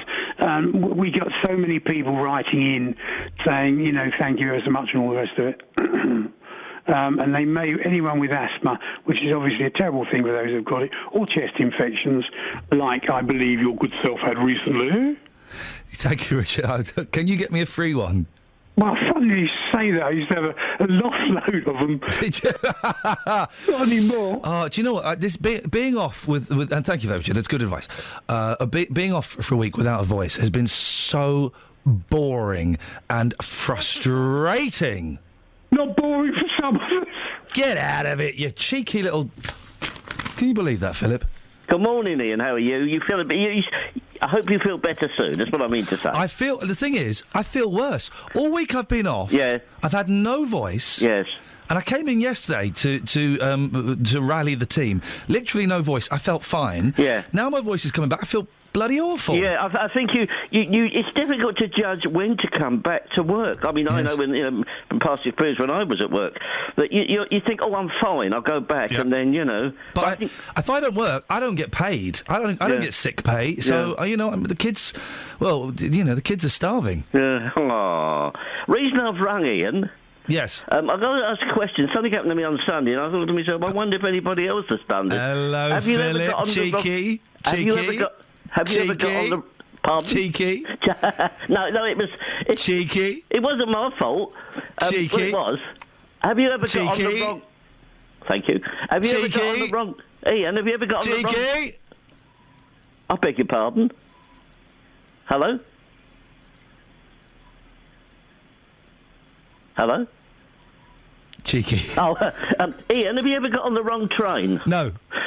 I got on the wrong train on Sunday. They messed about with the platforms down at Bromley South. And I wondered if any of the listeners got on the wrong train and where they ended up. Where did you end up, Philip? Well, actually, I was at Bromley South, as I say. Yeah. And I only wanted to go 2 stops down to Beckenham. And the next thing I know, I'm on the platform at Victoria Station. Blimey. It could have been Bedford or so, because the trains come through there going to Bedford. Well, Kath and I are going to get the train to Hull on Friday. Well, that's what Thursday. made me think. Do you remember John Cleese in the film Clockwise? I do. It's a very boring film. That film really irritated me. Oh. Because he was a sort of irritating character, wasn't he? Well, but it could have all been sorted with one phone call, is what I remember from that. Is that what irritated you, Kath? Obviously didn't have 10p, did he? No. But I just wondered, you say you've never, but what about you, Catherine? Have you ever got on the... No, I've fallen asleep on the train, though. Oh, well, you ended up somewhere you didn't want to go? Yeah, but only one stop down, so it wasn't really dramatic. Well, I mean, it's so easy, because I say the indicator balls now are so small. Unless you get an announcements, you're up the creek. Yeah, that would be helpful. Yes. So anyway, I'll be interested to hear if anybody's had the same predicament. Good. Philip, thank you very much indeed. Philip will be interested. You could be up the creek tomorrow, Kath. Send me that. I can guarantee you I will not be up the creek. 08459 455 555. Wrong train tales. Mm-hmm. Tall train tales. Wrong train or too long on the train? Got me now. 08459 455 555 if you do want to. Yeah. On FM, AM, online and digital radio. This is Iain Lee. On BBC Three Counties Radio.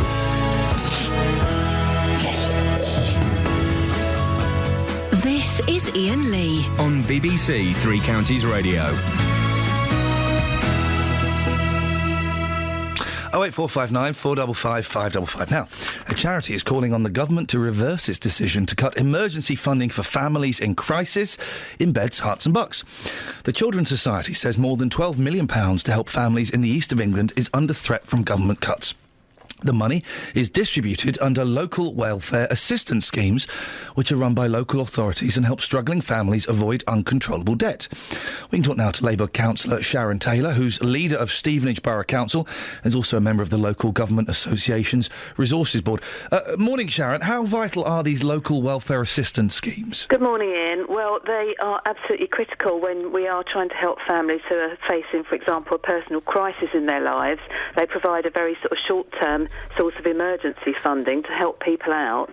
And we took over these funds just about 18 months ago now, and we agree with the Children's Society. We would like the government not to cut this funding. It provides a vital lifeline for those families when they need, something in a real time of crisis for them. And we've delivered this service much more efficiently than when it used to be the old crisis loan system, which I'm sure people will remember. Why is it being cut?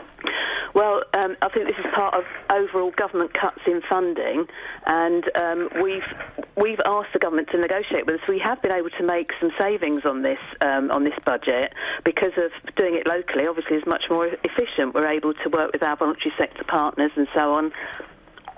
And that's made it a much more efficient way of delivering the funds. So we knew we could make cuts in this funding, but the government has just, without having this sort of consultation we wanted with local government, decided to cut them.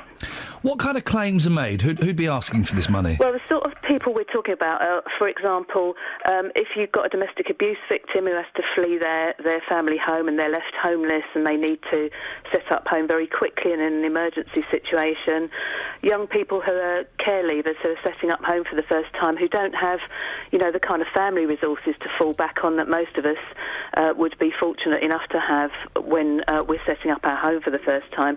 Or I had a case, for example, of somebody whose partner had developed leukemia. Their budget was obviously cut drastically because she'd had to stay at home and look after him, and his wages had been cut as well because he wasn't working, and their heating bills went up dramatically because he needed to have, the heating on full blast most of the time. So it's to deal with things like that, and if we don't do it, the danger is people will go to illegal loan sharks or high-cost lenders, and that just stacks us up problems for the future. And local government's just simply not able to replace this funding in because we've had 40% cuts in our budget over the last couple of years. And are there any other options for people who are in trouble, apart from, the slightly dubious ways that you've mentioned? Is there any other help for them? Well, this is what we're saying. We did a survey of councils, but through the Local Government Association. 3 out of 4 councils said they just would not be able to replace this funding. It is the only real source of real emergency funding. So if the plug is pulled on it by the government, we agree that we could make some savings in the overall budget. We had 347 million in the country last year. We think we can make significant savings in that. We've asked them to work with us, and they are now doing a consultation to see what we can do in terms of making savings on that. But if they cut the budget altogether, that just takes away this very vital lifeline. Do we know when a decision's going to be made? Well, they're undergoing a consultation at the moment, and we will certainly be making strong representations from the Local Government Association that they don't cut it. I don't have the cut-off date for the consultation, I'm afraid, but we hope that we will make, enough of a case for the long-term effects of this, if we don't have this funding, that they will agree to reinstate some of the funding. All right, Sharon. Well, good luck with that. Let us know how it goes. Thanks very much for your time. That's Councillor Sharon Taylor. 08459 455 555. You can give us a call about that. We're also asking, should it be illegal to drink while you're pregnant? 08459 455 555. And come on, guys, what's wrong with dressing up as an American Indian? For goodness sakes. Travel news for beds, cards and bugs. BBC Three Counties Radio. The M14 northbound is queuing after an accident between Junction 3 for the High Wycombe East and Junction 4 for the High Wycombe Handy Cross roundabout, and that's after a crane and a lorry had an accident that's on the hard shoulder now, and the debris has been cleared from the road, so we should start to see that ease off soon, but it is looking busy at the moment. In Uxbridge, the A40 Western Avenue is queuing between the Swakeleys roundabout and Gypsy Corner. That's not helped by the broken down vehicle in the Medway underpass. In Hemel Hempstead, looking at the speed sensors, the A41 southbound is building up between the Hemel Hempstead turnoff and the M25 junction 20 for Kings Langley. In Dunstable, the A5 southbound's very heavy between West Street and Luton Road, and the M1 southbound's very heavy, looking at the cameras between junction 10 for the Luton Airport Spur Road and junction 9 for Redbourne. On the trains, Great Northern have half an hour delays between Stevenage and King's Cross because of overrunning engineering works at Alexandra Palace. Samantha Bruff, BBC Three Counties Radio. Across beds, hearts and bugs. This is BBC Three Counties Radio.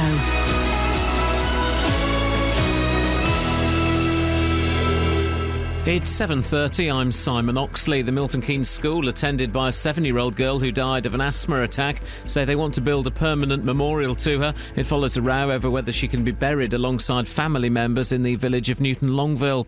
Family and friends of a Luton man who died in police custody a year ago have held a candlelit vigil outside the town's police station. 39-year-old Leon Briggs died after he was detained by Bedfordshire Police last November. And at least 4 out of 5 people in our region support having more Whitehall powers devolved to local areas, according to a poll out today. But the survey commissioned by the BBC also reveals people are more split about the idea of an English Parliament. Three Counties Sports. BBC Three Counties Radio. Watford have dropped from first to third in the Championship after a 2-1 defeat at struggling Birmingham. Fernando Forestieri had scored a first-half equaliser for the Hornets, but they conceded an 85th-minute winner. Head coach Slavisa Jokanovic made 5 changes to Saturday's winning team. Yes, especially disappointed result. We lose the game. We try to catch control of the game, but always after they lose the ball, we have many problems. So Watford down to third, behind Bournemouth and Middlesbrough, who both won, with only 4 points covering the top 8 teams. In the Champions League, a much-changed Liverpool lost 1-0 at Real Madrid. Here's manager Brendan Rodgers. In terms of the team selection, I'm not really bothered. We haven't been a team that's got a consistent run of form at the moment. Winning 5-6 games. The changes were the team that I thought would get us a performance and a result, and we got a performance, unfortunately just didn't quite get the result. And Arsene Wenger saw his Arsenal side draw 3-3 at home to Anderlecht after leading 3-0. Maybe we underestimated subconsciously Anderlecht and got punished. That's Champions League. You need to be at the mental level or you get punished, and certainly we are not. Tonight, Manchester City host CSKA Moscow. Chelsea are away to Maribor. Milton Keynes Dons League One trip to Scunthorpe next Saturday, November the 15th, has been postponed after international call-ups for Dons trio Will Grigg, Ben Reeves and Dele Alli. A strong Stevenage side won 3-1 at Colney Heath last night in the Hearts Senior Cup, with Tom Pett scoring twice, but Andy Bond was sent off. And Luton Town's youngsters are through to the second round of the FA Youth Cup after a 4-1 win over Didcot at Kenilworth Road. BBC Three Counties News and Sport. The next full bulletin is at 8. Call 08459 455 555. BBC Three Counties Radio. Across beds, hearts and bucks. This is Iain Lee. BBC Three Counties Radio. What's going on in there, guys? What's going on, guys? Guys? What's going on in there, guys? I broke my switch. Kath has been sat there all morning flicking her switch. So I've been on the radio, she's been flicking away, and it's dropped off. Broken it. It's permanently on, and that won't do anyone any good. Imagine that, dear listener, if you will, please. Have you fixed it yet? Nope. I'll speak to Peter in Walmer Green. Morning, Peter. Good morning. What would you like to have a whinge about, sir? I'm just thinking how... brave I am to come back in. I'm very pleased to hear you back. Bless you. It's not... your voice is more like a softly babbling Riverlea at the moment. Softly bubbling what? Riverlea. Riverlea? As in the verb? The adverb? Yeah. Riverlea? Riverlea. Like, is It it runs through Hertfordshire. Oh, you mean the River Lee? I thought you meant an adverb, like quickly. No. And furthermore, you've got a tendency to want to save your voice, but every time there's a subject comes on, you want to get involved. I can't shut up, Peter. I know. And it's costing me a fortune. Yeah, well, you really got to slow yourself down a bit. The thing is, do you know what? That last week I felt pretty much fine. I was very tired, but I felt fine. I just couldn't speak. So I spent and I was trying. I was resting my voice. I was steaming. I was doing all of that. I was so bored. Well, I was frustrated. You've got to remember, in your studio, you've been breathing into all the equipment anyway, so that could be a possibility. Oh, blimey! I've got all of Nick Coffer's germs. Absolutely. Imagine that. And you're really and truly, you really want to get involved in every subject, and you should slow it down for a little while. Slow it down. Slow it down. Yes, definitely, because you're quite a character, really. Sorry? And you get involved in every subject, which is good. Come and get involved with your face in a minute with my hand. Give you a good slap. Well, I do enjoy what you say. Most of the things you say, apart from cutting people off short. I don't cut anyone off short. 08459 455 555 is the telephone number if you want to give us a call. Lots to talk about this morning. Should it be illegal for pregnant women to drink? What happened there? Rupture. It's not my day. No, it never is. Back. Yeah. What? Nothing. Tell us about this pregnant story again, please, Catherine. There's a story in the newspapers and online at the moment, and it is about a woman who could not stop binge drinking, even though she was advised that it was damaging her unborn child. The baby was born with fetal alcohol syndrome, which means that it had some birth defects, and the child is very disabled now. And there is talk of legal action is ongoing, and there's talk that maybe that child will be entitled to £500,000 worth of damages as a victim of crime. And some charities have decided that this is the time to say, actually, let's not leave it down to the mother to decide whether or not she can drink in moderation. Let's just ban drinking while pregnant completely, so make it illegal. So we're asking whether you think it should be illegal to drink while you're pregnant. 08459 455 555. What happened there? I've got no idea. I thought it was getting dramatic. Oh, sorry. I know you're doing a really serious thing, and then... many ways, and so were those who did the fighting. And then 19 starts playing by Paul Hardcastle. I don't know how to stop it now. In Vietnam, he was 19. And that's a serious song as well. And that was what the 80s were like. No one knew how to stop that song. That's how it happened. 08459 455 555. Should it be illegal for pregnant mums to drink? It is one of those things. I don't understand why you would do it. You can live... I've lived without booze for 10 years. You can live without booze for 9 months. It depends what your relationship with booze is, doesn't it? If you can have it as a drink that accompanies a meal and you have one and that is it, then that's one thing, isn't it? Whether you have to finish off a whole bottle and go on to the next one, then you know that you're not going to have the common sense to stop for the interest of your child. 08459 455 555. I mean, same goes for smoking, doesn't it? You shouldn't smoke when you're pregnant. Well, should that be illegal? I think that's more damaging. I think that should be more illegal. We're now talking about degrees of legality. I think that should be more illegal. I think that should be made illegal first. It's certainly the more serious of the two, and we've done.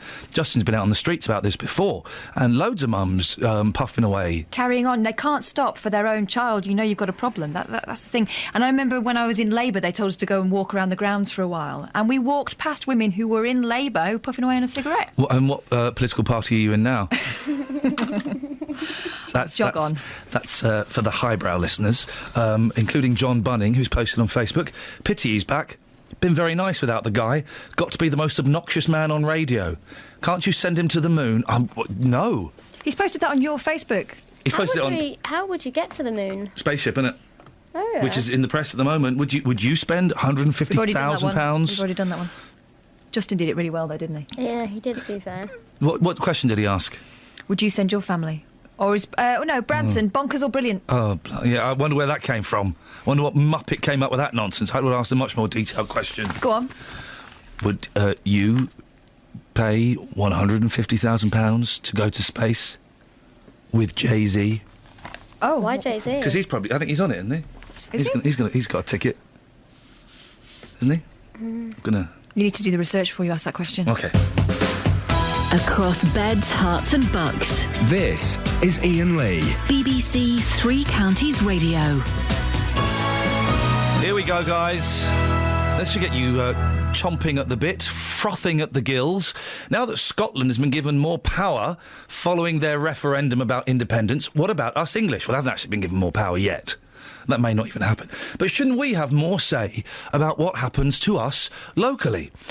A survey commissioned by the BBC shows that in our region, at least 4 out of 5 people support having more Whitehall powers devolved to local areas. That's more than 80% of people questioned. But people are more split about the idea of an English Parliament. Only just over 50% of people are in favour of that. Well, I'm joined now by Scilla Cullen from Hertfordshire, who's a local member of the campaign for an English Parliament. Morning, Scilla. Why do you want to see an English Parliament? Hello. Well, the main reason we want an English Parliament is because we have no political or institutional representation. There's no one to speak for England. We have no First Minister. And I'm afraid all this talk about regional counties, regionalism, localism, simply won't do. It just doesn't answer the question. So explain what an English First Minister would do and what would happen to the Prime Minister. Well, in our view, we would have a new 21st century United Kingdom where all the countries would be in equality with each other, and to central government, which would be the British government, which would be the British Prime Minister. The British Prime Minister would be responsible for all the things that are not devolved, and that is subjects such as foreign policy, taxation, and all those external matters. The internal matters that we want dealt with by an English government, as the Scots have, are things like health and education, which are really the most closely regarded things that ordinary people have. They're most concerned about their health and how the English National Health Service treats them, and also, of course, the education of their children. As we know, it's only in England that graduates are faced with paying a graduate tax of £9,000 a year for their tuition. Doesn't happen in Scotland, it's free. Doesn't happen in Wales because they don't have to pay so much. Isn't it just adding another layer, though? When people want things simplified, don't they, Scilla? Well, it would not necessarily mean adding another layer. We already have layers of local government. We have layers of government in Scotland and Wales. And from our point of view, we see that, in fact, we have perhaps too many MPs in England. We have more MPs per head of population than most of the rest of the world. And we could increase the size of the constituencies and release some of those MPs to the British government. To the wild. Beg pardon? We could release them into the wild. Well, let them fend for themselves. That may well be some people's considered opinion. Who would you see as being a good English First Minister? What kind of person would you be looking for? Well, we sent out a job description to all current MPs. Obviously, it was a bit of a spoof, and unfortunately, of course, we've had no replies. But it was based on the job description for the Scottish First Minister. Yeah. And we would expect our First Minister to promote and represent England internally and externally. We have no representation as a country in Europe, unlike Scotland and Wales. And unlike the Isle of Man and Jersey and Guernsey, we have no representation in the British Irish Council either. So we'd expect them to do that. But the name that springs to mind, Boris Johnson. Boris Johnson's expressed absolutely no interest. Oh. He's got his eyes on Prime Minister. He wants to be the big man, doesn't he? He may well be. I couldn't possibly say.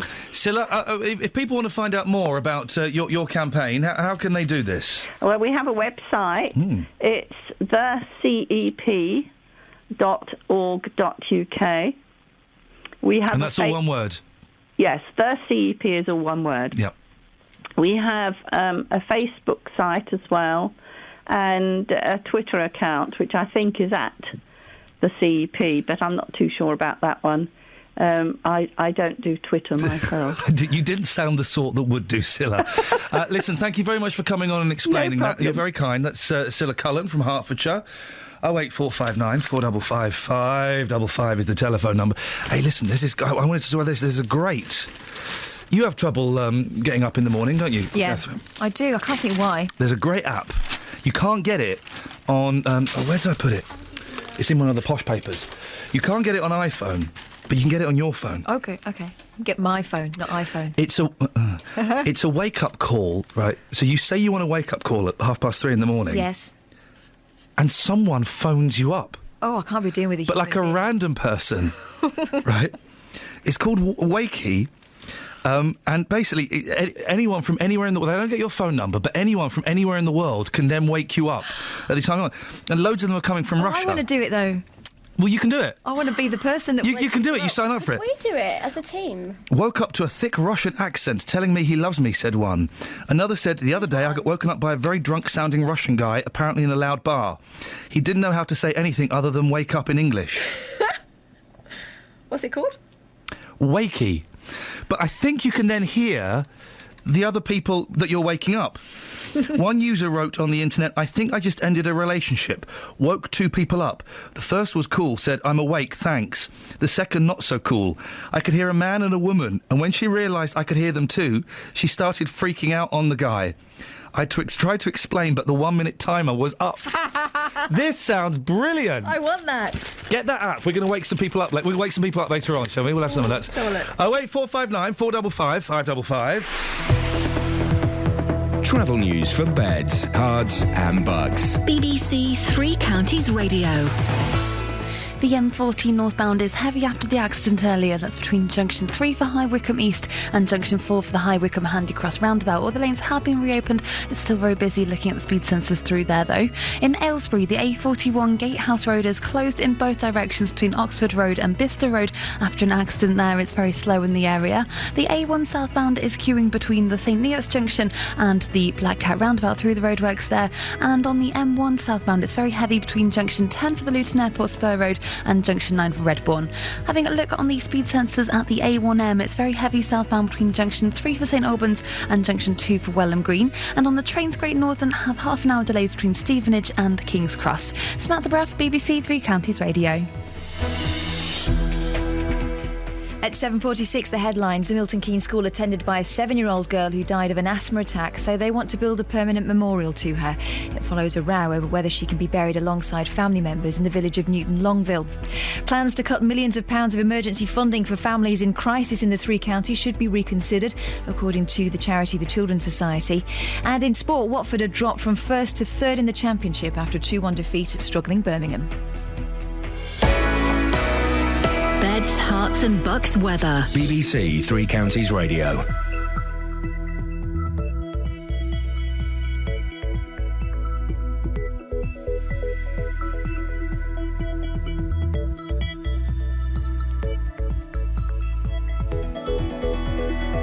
Good morning. It is rather a misty start out there. Quite chilly, not quite as chilly as yesterday though. The temperature between 4 and 6 Celsius at the moment. Mist will start to lift and it's not going to be too bad a day. Quite chilly though, a northwesterly breeze. We should have some bright and sunny spells though. The temperature getting up to around 12 Celsius. Overnight, near on perfect conditions for bonfire night.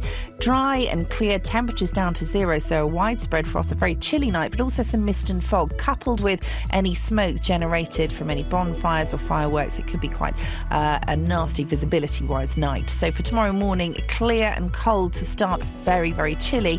Eventually the cloud will start to thicken. Maximum temperature for Thursday, 11 Celsius. That's your forecast. Every weekday from 3. Good afternoon, welcome to the show. Local people. What's your story? Seems there's a law for them and then there's one for the press, and I disagree with what they're saying. Local views. In some cases, sort of 40% loss in value on their properties. Has Kenny Luton got it right? There is a responsibility when you're paid from the public purse. Local life. Do you want to know how much my carer's allowance goes up by every April when the tax year changes? £2. Roberto Peroni. And is it fair to target people on benefits? Weekdays from 3. BBC Three Counties Radio. Call 08459 455 555. BBC Three Counties Radio. Hi. Sorry? You can't find that app? I don't think it exists. I think someone's having you on. How are you spelling it? Wakey? Well, I spelt that and I got wakey. I-E? Yeah, and no, I didn't get that then. Spell it properly then. W-A-K-I-E. There's this is all in the Times, so this is proper. Right? And then there's a comment on it later on. And it mentions some other apps that are available. Touch surgery. Practice complex surgery anytime, anywhere. Allows the owner to go through the process of cutting open an imaginary patient. What for? Well, as one app reviewer says, I'm only 15, an aspiring surgeon. I already know the steps for taking out an appendix. No, I don't think you're qualified. You know... Listen, if you're stuck on a desert island and that kid is the only one there, I would let him do it. There are other apps. Wakey, W-A-K-I-E. But there's also one called Poolog. This is in the Times, guys. iVibe Massager Lite. There's an app that warns boyfriends when it's the time of the month. Oh, come on. And there's also... this sounds... If they're a proper boyfriend, they should know. They should know the signs. And there's also this brilliant app that measures how high in the air you've just thrown your mobile phone. Oh. That's genius. Well...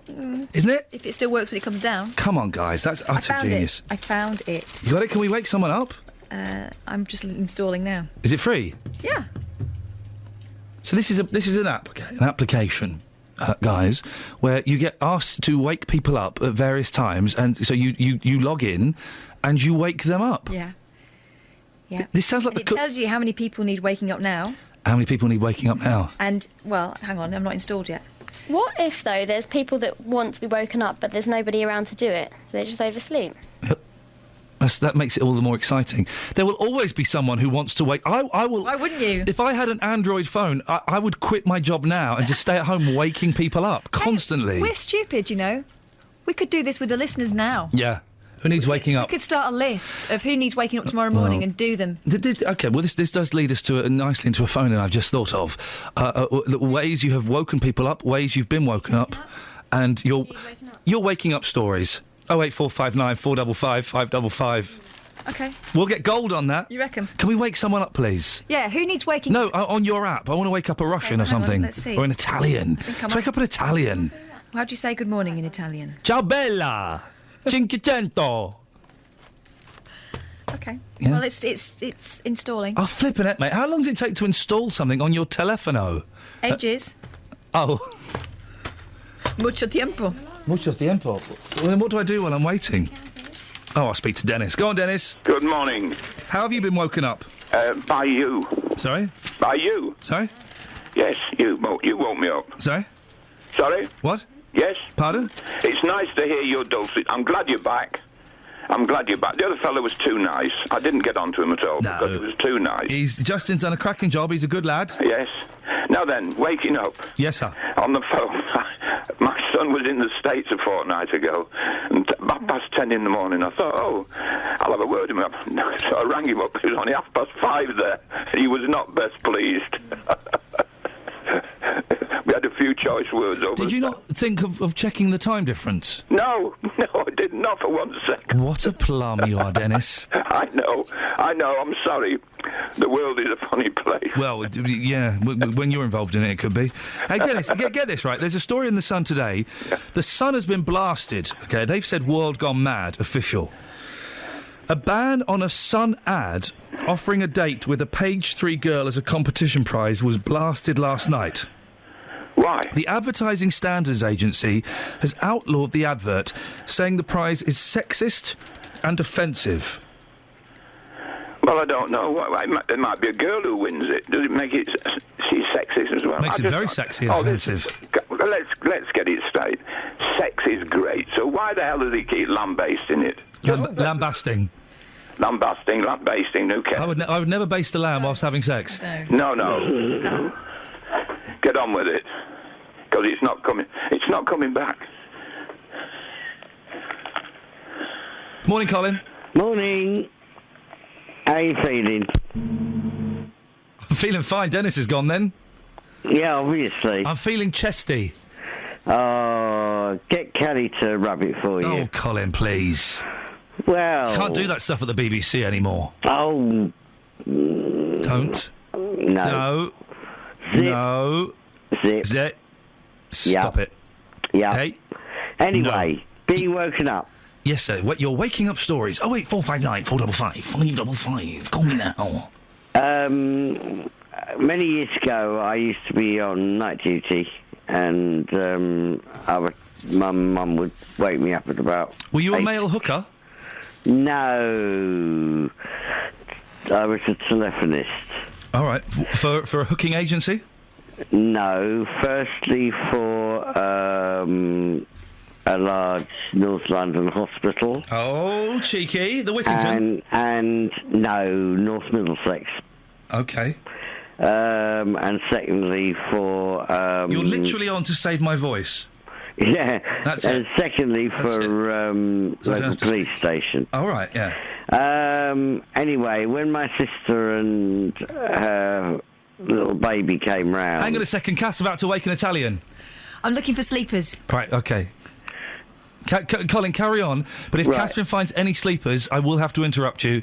We want to hear her wake up someone. Oh, yes. Of course. You understand how it works. Of course I do. Of course you do, Cole. Anyway, what used to happen was I used to be woken up by this baby crawling all over me and giving me slobbery kisses. Sorry?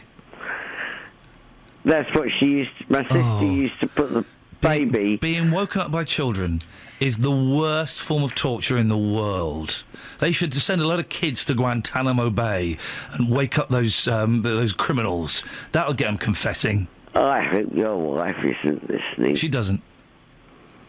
Oh, just as well then, isn't it? Isn't it just? So you've been taking lots of those lozenges and... I've been sucking on a lot of things over the last week, Colin, and it's done me very, very little good. Have we found someone to wake up yet, Catherine? Oh, hang on. I might have. Really? Who? Hang on. What details is it? Put it on speakerphone. Hang on. This is the most exciting thing ever. Catherine's going to wake up a random person. I can't. Hello, good morning. Wake up. Wake up now. Embrace the day. It's going to be great. You're looking fine. You smell great. Come on, let's do this. Can you hear them? Can't hear them. You just faked it, didn't you? Could you put them on speakerphone? Can't. Oh. I think this may be something we have to play with off air. Someone's really confused somewhere in the world. Yeah, you. I'm looking at that confused person. It's you. They're still there. Talk to them. What if I sign up as a person that needs to be woken up and then you ring me? This is getting so It's all gone wrong. Where's she going? She's off. Oh, she's... What's her beef? I don't know. I hope she doesn't pop into my... Someone else, you can do it. No, there's only 50 seconds. Hello? Time to wake up, man. Hey, man. Wake up. For goodness sakes. Right, OK. Right, hang on. We're going to end the call. We'll go back to the app. We're going to find someone. This is exciting radio, isn't it, guys? Isn't it? Oh, I'm not going to phone that guy up. He's got a really rude name. Shania Twain. Oh, should we wake Shania Twain up? Wake up, sleepy. Hello? Oh. Right, I'll tell you what we'll do. We'll do the radio show. It's rubbish, isn't it? It is a little bit rubbish. Oh, what a shame. You do the talking, I'm going to wake up someone. Maybe you're listening to this programme now and someone next to you needs waking up. Give us a call, 08459 455 555, and we'll do it on air. How about that? You need to talk a bit longer. That number again, 08459 455 555. It's rubbish. Yeah, well, I think we've been sold a pup. Yeah. Well, that's certainly added to the death of this radio show. Someone else. Sorry? Ring it someone else. Yeah, I said it to ring someone else. Stop. Your wake-up stories, please. 08459 455 555. And in case you missed the phone number there... One time I woke up next to a dead spider. Whoa! I'm glad that sentence ended with spider. I thought it was going to be man. That would have been awful. Travel news for beds, cards and bugs. BBC Three Counties Radio. In Aylesbury, the A41 Gatehouse Road is closed in both directions between Oxford Road and Bicester Road. It's very slow around there because of an accident, but the M40 northbound has reopened and it is moving well again between Junction 3 for High Wycombe East and Junction 4 for the High Wycombe Handycross roundabout. On the A1 southbound, it's queuing between the Kimbleton turnoff and the Black Cat roundabout through the roadworks, and the M1 southbound's very heavy at the moment, looking at the speed sensors between Junction 10 for the Luton Airport Spur Road and Junction 9 for Redbourne. On the A1M southbound, it's heavy between Junction 3 for St Albans and 2 for Welham Green, and on the trains Great Northern have half an hour delays between Stevenage and King's Cross. That's because of overrunning engineering works at Alexandra Palace. Samantha Bruff, BBC Three Counties Radio.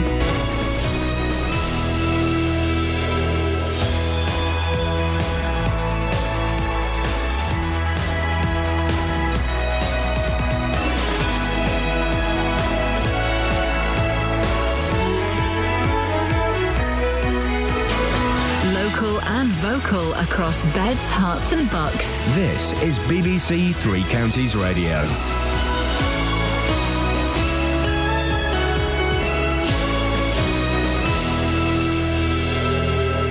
It's 8 o'clock. I'm Simon Oxley. The headlines: Milton Keynes School to remember pupil in burial row. Migrants pay more in taxes than they receive in benefits. And promotion set back for Watford. BBC Three Counties Radio. The Milton Keynes School, attended by a 7-year-old girl who died of an asthma attack, say they want to build a permanent memorial to her and raise awareness of the condition. The funeral of Kiara Barker from Netherfield is taking place tomorrow, following a row over whether she can be buried alongside family members in the village of Newton Longville. The parish council is refusing to back down on its policy that only village residents can be buried there. Emily Humphreys from Asthma UK says Langland School in Netherfield is doing the right thing. Asthma got a lot more common between sort of the 60s and the 90s, a 2- or 3-fold increase, but it's sort of plateaued since then. But nevertheless, it's still the most common long-term condition affecting children. So it's something that, you know, everyone will be familiar with or have come into contact with in some way. A report claims EU migrants to the UK pay more in taxes than they receive in benefits. However, the study by University College London also says those arriving from outside the EU cost the taxpayer nearly £120 billion between 1995 and 2011. Meanwhile, the French Interior Minister has indicated he would welcome a British police presence in Calais to deal with the increasing number of migrants seeking to enter the UK illegally. Family and friends of a Luton man who died in police custody a year ago have held a candlelit vigil outside the town's police station. 39-year-old Leon Briggs died after he was detained by Bedfordshire Police last November. An IPCC investigation is ongoing. Plans to cut millions of pounds of emergency funding for families in crisis in the three counties should be reconsidered, according to a charity. The government's seeking to withdraw all support from local welfare assistance schemes, but the move's opposed by the Children's Society. Stevenage Council leader Sharon Taylor is also on the Local Government Association. I had a case, for example, of somebody whose partner had developed leukemia. Their budget was obviously cut drastically because she'd had to stay at home and look after him, and his wages had been cut as well because he wasn't working, and their heating bills went up dramatically because he needed to have, the heating on full blast most of the time. A cyclist was freed by firefighters after being trapped under a car in Hertfordshire last night. The male cyclist was taken to hospital after the collision on Watford Road in Croxley Green at around 6:45. Marks & Spencer has reported its first rise in underlying half-year profits for 4 years, although sales have continued to fall. The company says it's pleased with the progress it's made in a tough market. In sport, Watford have dropped from first to third in the Championship after defeat at struggling Birmingham. Here's Cottrell, swings the cross in, Donaldson! Watford fell asleep from the cross and Donaldson powered the header in, and with 5.5 minutes left, it's Birmingham City 2, Watford 1. The weather: early mist and clouds should clear to leave a dry and sunny day, a maximum temperature 11 degrees Celsius, and you can get the latest news and sport online at bbc.co.uk/3 counties.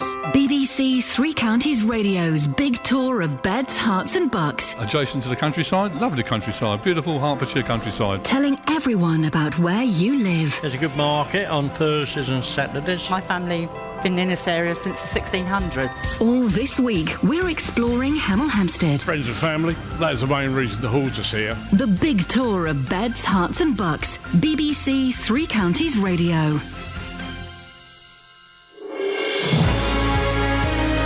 Morning. Iain only BBC Three Counties Radio. Thank you to Justin for keeping things going the last week or so.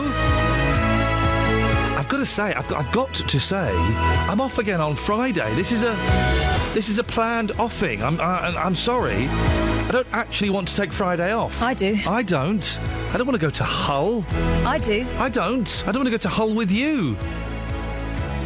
Kath? But we have to go to Hull. We have to go to Hull. I was like a stroppy 15-year-old the other day. I don't want to go to Hull. You have to go to Hull. I don't want to. What have you got against Hull? I mean, guys, come on. What? It's Hull. And what's your beef? I've got big beef with Hull.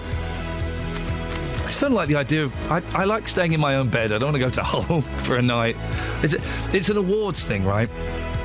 We won't win, so we have to go all the way up to Hull and... We're happy for you, Face. I'm so glad well I came all the way to Hull and we didn't win anything. Well Isn't that marvellous? Well done. Can we go home now? That'll be the thing.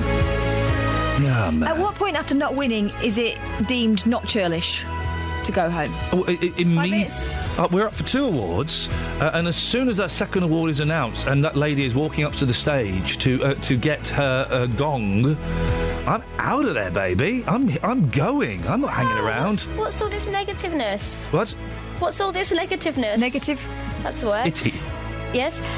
What? Negativenessity. Yeah. What's wrong with all the negativity? We're not going to win, guys. Why not? You want to sewn it? We're up against a woman.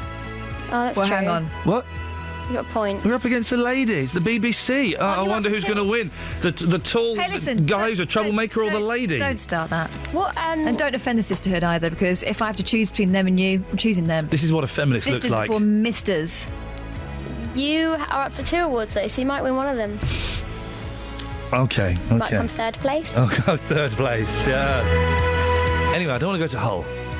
No one. But I had a stroppy argument with a gentleman saying I had to go to Hull, and it ended with me going, "Oh, all right, is that okay? Well, if you say so, yeah, it's fine, or whatever." So you told him. Yeah, I totally pwned him. What's on the show this morning, Catherine? We're talking about a cemetery controversy. We're talking about cuts, critique, and Paul Scoins is doing something with coffee jars. 08459 455 555. Across beds, hearts and bucks. This is BBC Three Counties Radio. And here's the thing. Yesterday, I bought some printing paper. Isn't paper heavy? Yes. It's not one sheet, but a lot of paper. It's so heavy. I also bought 2 pairs of shoes, posh shoes for this awards thing, and some Converse for when I'm hanging out with my mates playing basketball. I think they're baseball boots, love. And I was buying all these things, I thought, right, I'm going to ignore the advice of my mum and dad, and every little cleaning product they try and sell me, I'm going to buy it.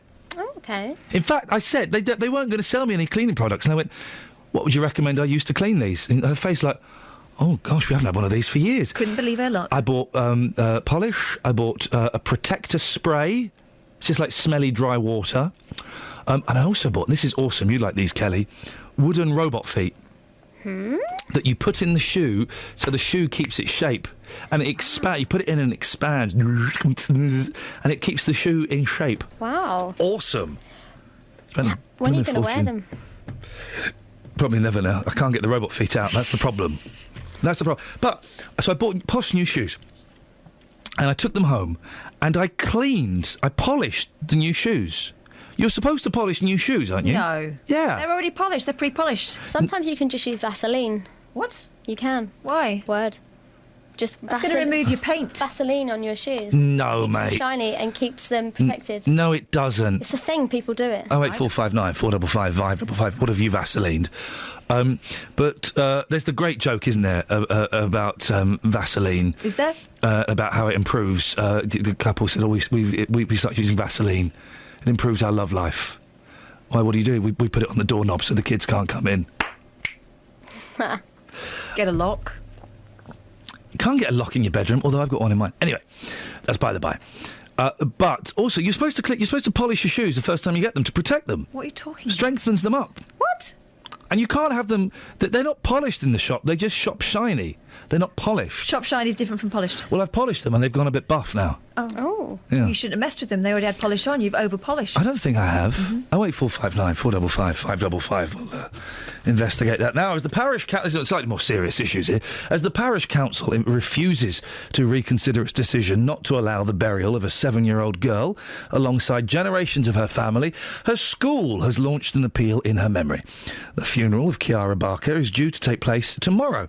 And as if you've been listening to Justin all this week and last week, you'll know that her relatives have been pleading with officials to allow her to be laid to rest in Newton Longville, but they are refusing to reconsider their locals only rule.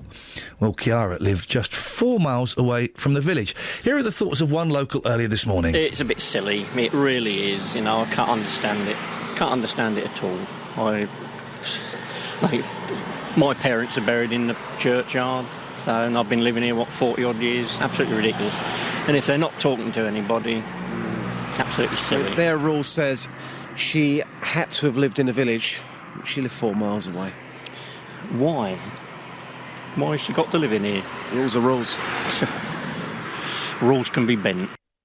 Well, Justin Dealey is in Newton Longville now, and I know it's a story you've been following, Justin. Tell us exactly where you are and what's happening. Well, I'm here in Newton Longville in the village. Lots of people talking about this. Lots of people coming up to the radio car as well. Philip's here. Philip, it's been a big talking point on the programme now for quite some time. The funeral's tomorrow. Hearing this story, how does it make you feel as somebody who lives in the village?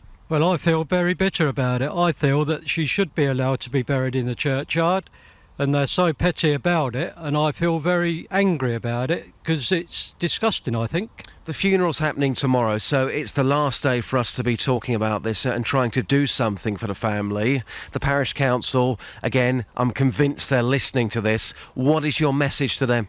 Well, I think they'll be ashamed of themselves, to be honest, because they should be allowed to let the girl bury her little in the churchyard. I mean, just to be fair again, to go back to these rules, which have been in place, I believe, since 2007, they're saying if you want to be buried here, you must live in the village. You've got to be a local. I know she lived only 4 miles away, but she wasn't from the village.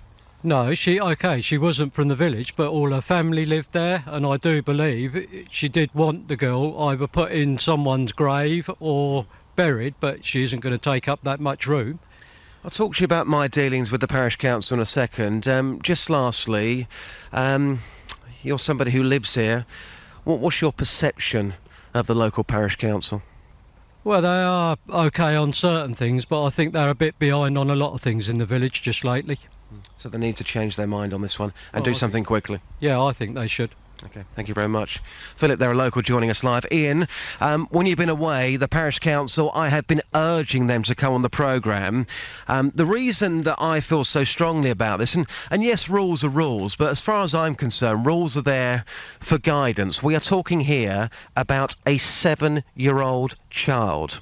It's the family's wishes for her to be buried here in the graveyard with other family members. I know from personal experience what it's like to lose a child in a family. You are never, ever going to get over that. This funeral's happening tomorrow, and this is what the family want. People can't understand it. I've been trying to speak to the local parish council. All they've been doing is sending me statements. This morning, around 5 minutes ago, I knocked on David Norris's door. David is the leader of the parish council. When I knocked on his door and he opened it, I said, "Hi, I'm Justin, I'm from Three Counties Radio." He said, "Cheerio, I'm not here." I said, "Well, you are here." He said, "Cheerio," and he slammed the door in my face. That's what happened just a few moments ago. Well, that's not brilliant. Can I play devil's advocate for a second? Of course you can. There is a limited amount of space in graveyards. Mm-hmm. And what happens when this little girl's mum dies? She would want to be buried with the little girl, wouldn't she? And yeah. On it goes. You have to kind of draw a line somewhere, don't you? I know what you're saying, but this is not the natural process in life. No. Nobody expects their 7-year-old child to die. So for me personally, and again, this is just my personal opinion, these are exceptional circumstances, and today is the last day for the parish council to either talk to us or potentially change their mind on this. You've heard there from Philip, the feeling here in the village is really, really strong. People cannot understand why they are not giving permission for this. And for the leader of the council, the leader of the parish council, to open his door and slam it in my face like that, again, for me, that's just heartless. Justin, thank you very much. Your thoughts, please. What's our phone number, Catherine? 08459 455 555. That'll do it. That'll do it. I can kind of see both sides of the story on this. You know, there is an emotional argument because it's a 7-year-old girl, and of course that's incredibly tragic, and I wouldn't wish that on anybody. But whenever someone dies, it's always someone important. You know, it's a brother, it's a mum, it's a dad, it's a granddad. It's always someone important. Where do you draw the line? And I guess the line does have to be drawn, as space in graveyards is limited.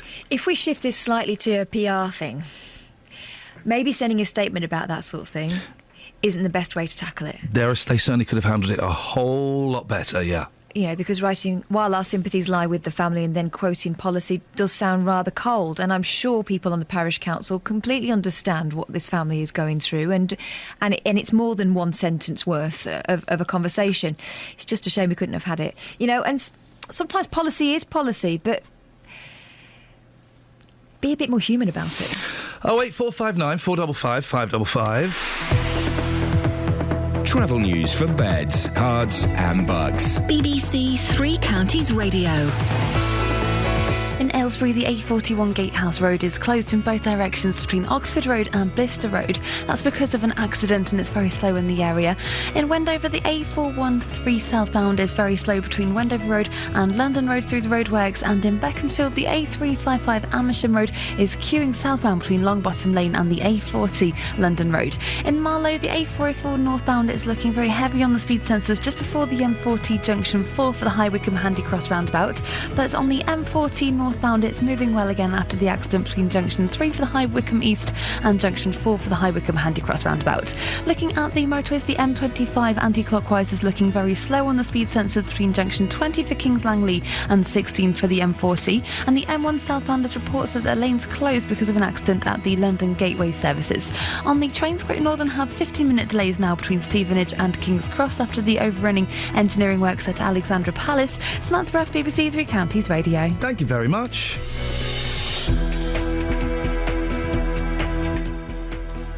The headlines at 16 minutes past 8. The Milton Keynes school attended by a 7-year-old girl who died of an asthma attack, so they want to build a permanent memorial to her.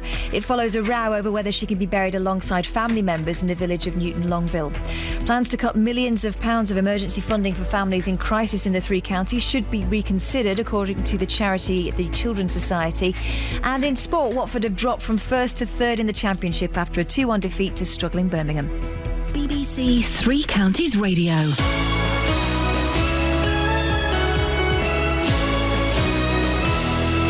Morning, boss. Good morning. What you got for us? Welcome back. Thanks very much. You all right?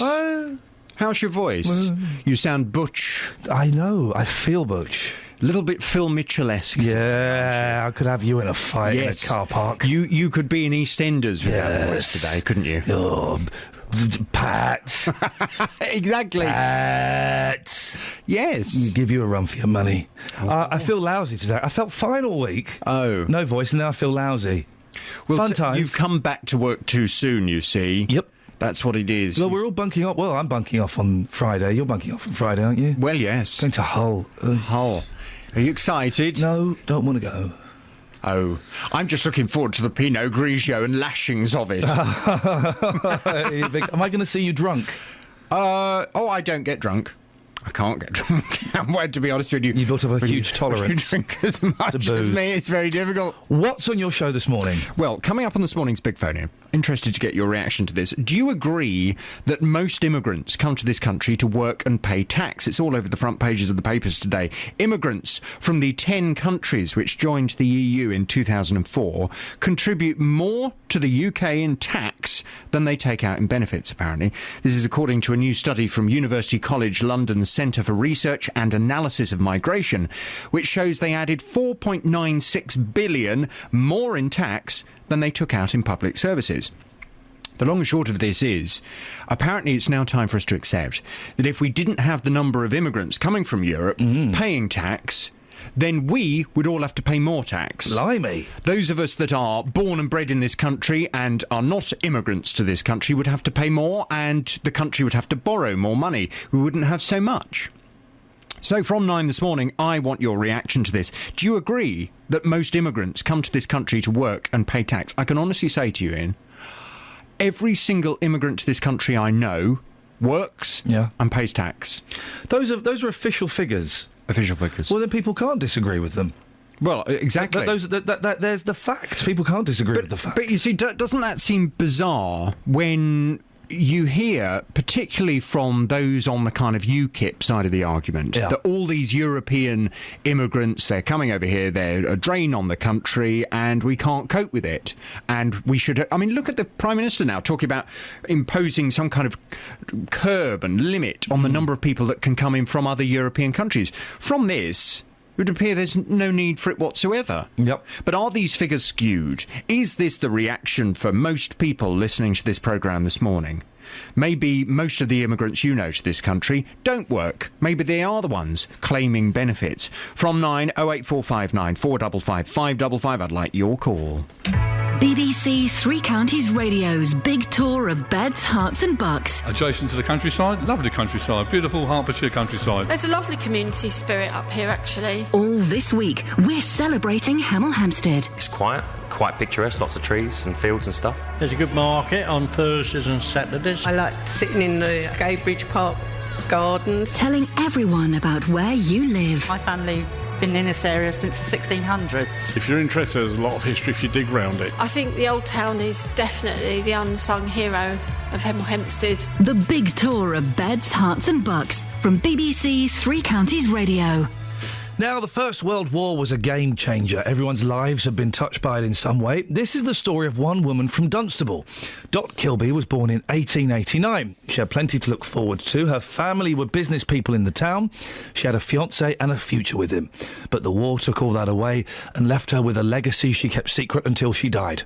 Her story is told by her grandson, Richard. Grandma was going to get married in April 1916 to a soldier called Corporal Leopold Sidney Wright. He joined the 4th Suffolk Regiment. He was posted to Faversham Gunpowder Works in Kent, and it was there on Sunday the 2nd of April 1916 that he was on guard, and that Sunday was the first Sunday that the wedding banns were being read at St Peter's Church in Dunstable, which is where they were going to get married. No doubt the both of them were thinking of each other, and then disaster struck.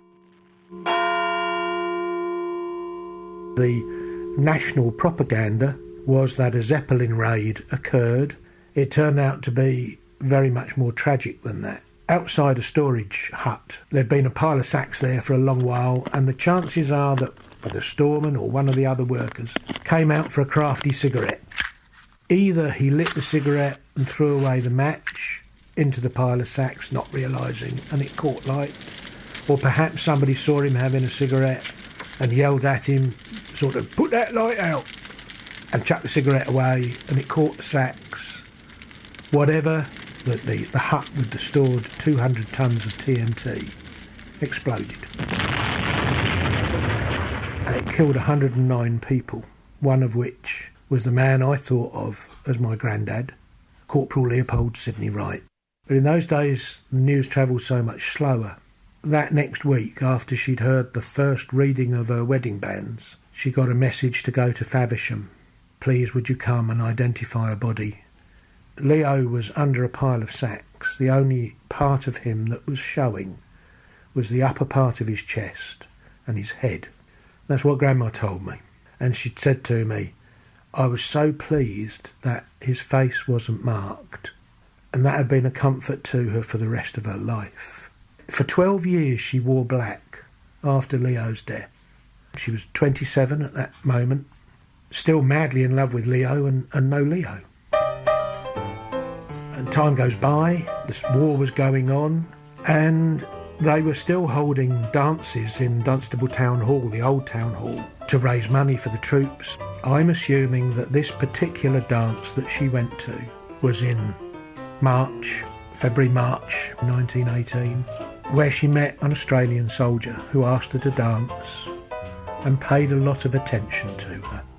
And of course she soon discovered that she was actually pregnant. This just one time that she had been with a man who wasn't her fiancé.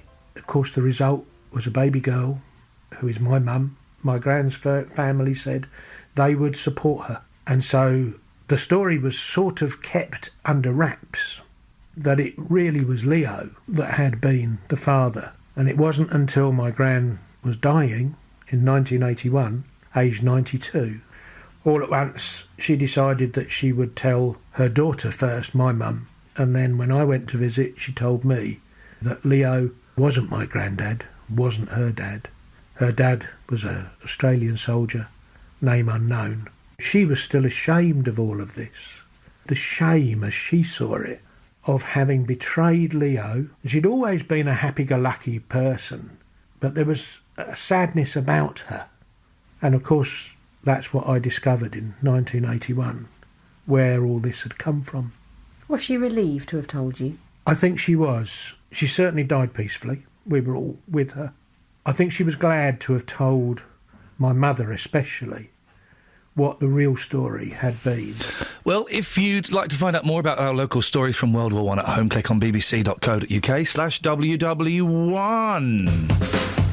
Across beds, hearts and bucks. This is Iain Lee. BBC Three Counties Radio.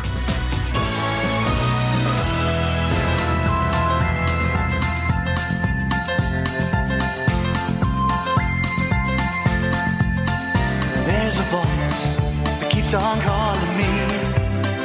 Down the road is where I'll always be. Every stop I make a new friend. Can't stay for long, just turn around and I'm gone again. Maybe tomorrow I'll wanna settle down. Until tomorrow I'll just keep moving on.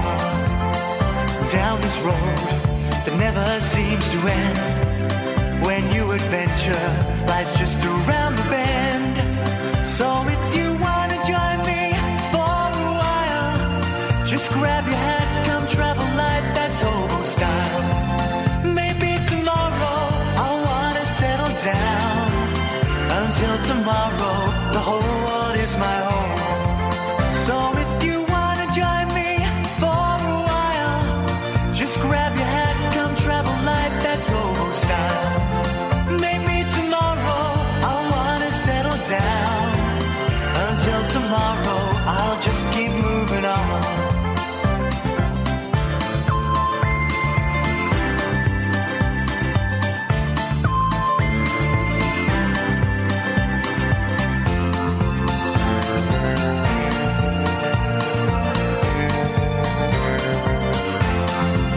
Maybe tomorrow I'll wanna settle down. Until tomorrow, I'll just keep moving on. There's a world that's waiting to unfold. A brand new tale no one has ever told. We've journeyed far, but you know it won't be long. We're almost there and we paid our fare with a hobo song. Maybe tomorrow I'll wanna settle down. Until tomorrow, I'll just keep moving on. So if you wanna join me for a while, just grab your hat, come travel light, that's hobo style. Maybe tomorrow I'll find what I call home. Until tomorrow, you know I'm free to roll. 08459 455 555 is the telephone number if you want to give us a call the last 30 minutes of the show. Have we got any texts, Catherine? Let's have a look. Let's have a look at the old text I machine. haven't looked at the texts for ages. Let's have a look. Let's boot it up. All right, hang on, this may take a while. Boot it up one time. I think that's still a phrase, isn't it? Yeah, Do we still sure. boot up computers? Yeah. No one boots up anymore. You reboot. I tell you what they should invent. When you're connecting to the internet, they should make it do the 56k dial-up noise. Just as a reminder. Just as a reminder when you click on Internet Explorer. I like that noise. Yeah, and when you press play on a CD, it should do the crackle of a record. Just as a reminder. Just as a reminder. What would you like to be reminded of? Oh, here we go. Here we go. We'll have to do it after this now. Travel news for beds, cards and bugs. BBC Three Counties Radio. In Aylesbury, the A41 Gatehouse Road is still closed in both directions between Oxford Road and Bicester Road because of an accident. In Wendover, the A413 is heavy southbound between Wendover Road and London Road through the roadworks. In High Wycombe, the Abbey Way flyover is very busy in both directions through High Wycombe past the University College to the bottom of Marlow Hill, where it's also very heavy around the High Wycombe Handy Cross roundabout as well. On the M1 southbound, there's reports of an accident at the London Gateway services. Callers reporting that there's been a lane closed there, and the A1 southbound is queuing between the Kimbleton turnoff and the Black Cat roundabout through the roadworks. On the trains, Great Northern have 15-minute delays now between Stevenage and King's Cross because of overrunning engineering works at Alexandra Palace. Samantha Bruff, BBC Three Counties Radio. Across beds, hearts and bugs. This is BBC Three Counties Radio.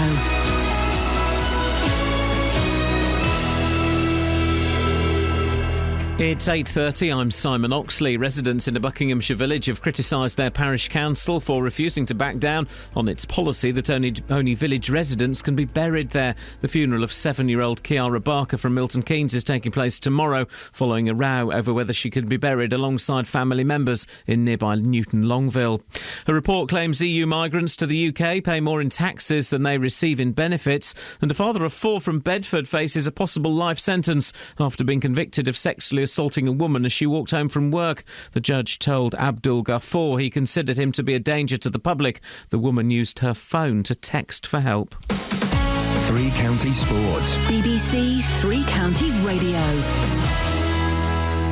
Watford have dropped from first to third in the Championship after a 2-1 defeat at struggling Birmingham. Fernando Forestieri had scored a first-half equaliser for the Hornets, but they conceded an 85th-minute winner. Head coach Slavisa Jokanovic made 5 changes to Saturday's winning team. We lost today, but it's in a few days we're going to have a new game. We're going to try make best performance what we are doing today. So Watford down to third behind Bournemouth and Middlesbrough, who both won, with only 4 points covering the top 8 teams. In the Champions League, a much-changed Liverpool lost 1-0 at Real Madrid. Here's manager Brendan Rodgers. I think the performance was certainly far from, throwing a white towel in. I think Cristiano Ronaldo has scored in every game since the Super Cup against Atletico Madrid, apart from tonight. So it shows you how well we defended and how hard we worked and how well this team played to stop one player such as him to score. And Arsene Wenger saw his Arsenal side draw 3-3 at home to Anderlecht after leading 3-0. We had a poor defensive performance from the first to the last minute today. We never felt comfortable. 3-0 before the job was done. And it was a combination of switching off and fatigue as well. You could see we couldn't win the challenges anymore. And we got punished. Tonight, Manchester City host CSKA Moscow. Chelsea are away to Maribor. Milton Keynes Dons League One trip to Scunthorpe next Saturday, November the 15th, has been postponed after international call-ups for Dons trio Will Grigg, Ben Reeves and Dele Alli. A strong Stevenage side won 3-1 at Colney Heath last night in the Hearts Senior Cup, with Tom Pett scoring twice, but Andy Bond was sent off, and Luton Town's youngsters are through to the second round of the FA Youth Cup after a 4-1 win over Didcot at Kenilworth Road. BBC Three Counties News and Sports. The next full bulletin is at 9. Across beds, hearts and bucks. This is Iain Lee. BBC Three Counties Radio. Here we go. Scott says cars should have a little ornamental choke to pull out before you start it. Oh, that'd be lovely. Just to remind you. What would you like to be just reminded of? 08459 455 555. What are we talking about this morning, Catherine, please? All kinds of stuff. We're discussing this controversy over the cemetery in Newton Longville, and we've been reminded on the text that actually the way local government works on a parish council level isn't to do things quickly. It says here, by law, no one person can act on a parish council's behalf unless authorised beforehand. A decision to change a policy has to be done via a meeting, and again by law that requires 3 working days between summons and the meeting. But why, if it's a churchyard, is it anything to do with the parish council anyway? So this is a story about a 7-year-old girl can't be buried with the rest of her family because she doesn't live in the village. And the rule is you've got to live in the village and die in the village to be buried there. That's the rule. That's the rule. Mick's in Watford. Morning, Mick. Good morning. What would you like to say, boss? Well, it just seems a bit strange. I've got no long-term ties with this village. I mean, it sounds like this little girl's ancestors have lived in the village years ago, so there is a connection. So I could buy a house in that village. I'm in my 70s. I buy a house in the village and decide to go there. And I don't live there permanently. I've got a few bob. I live in this little village, and I go there at weekends. And unfortunately, on my behalf, I pass away one weekend when I'm living in the village. Right. I can be buried there, and I've got no ties to that village. I've just gone there because I just live because I've got a few bob. I can't see the sense in it.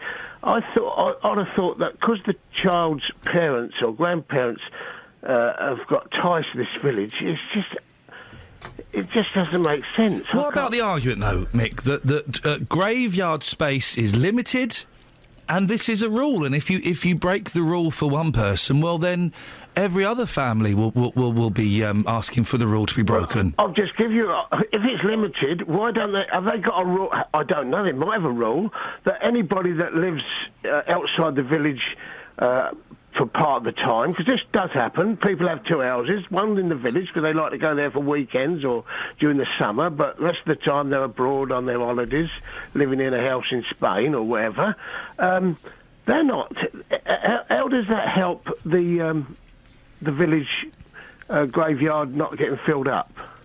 I mean, it's just because I've got a few bob and I can live there.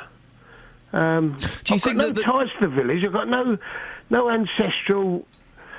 When people go around looking around graveyards and you think, oh look, there's so-and-so and there's so-and-so and the little girl, and there's their parents. Their parents lived in this village in 18-something. That's what graveyard. You see this. I mean, do you think the parish council are being unfair, Mick? Well, I just think they're being. Are they trying to save some spaces for themselves?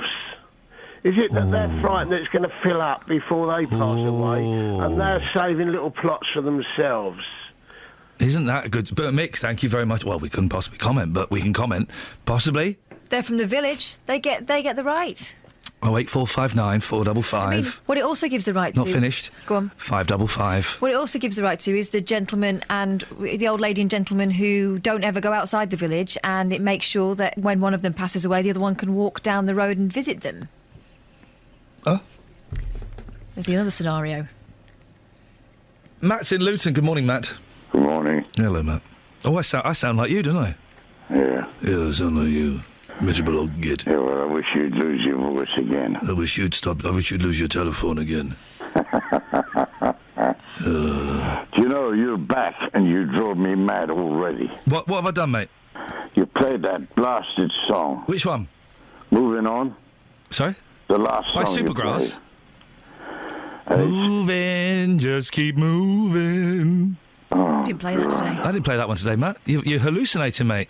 Am I? You're at the whiskey again too early in the morning. No, I'll do that later on. The Littlest Hobo? Yes. What's your problem with that? Well, you never tell us who's singing it. I don't know who's singing it. Gooch. Lulu. The name of the guy is Gooch.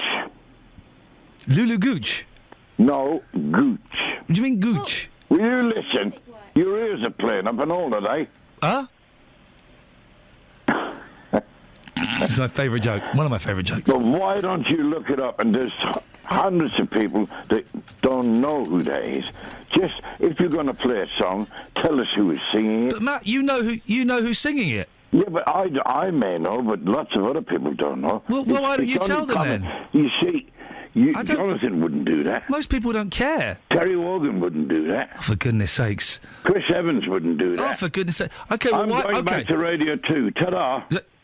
Not half.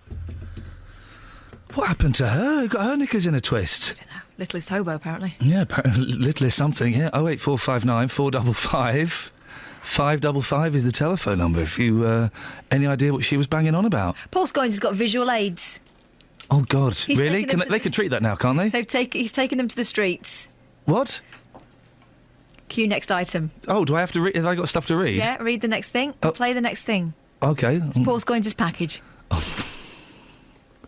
Can you read it for me? I can't be bothered. Really?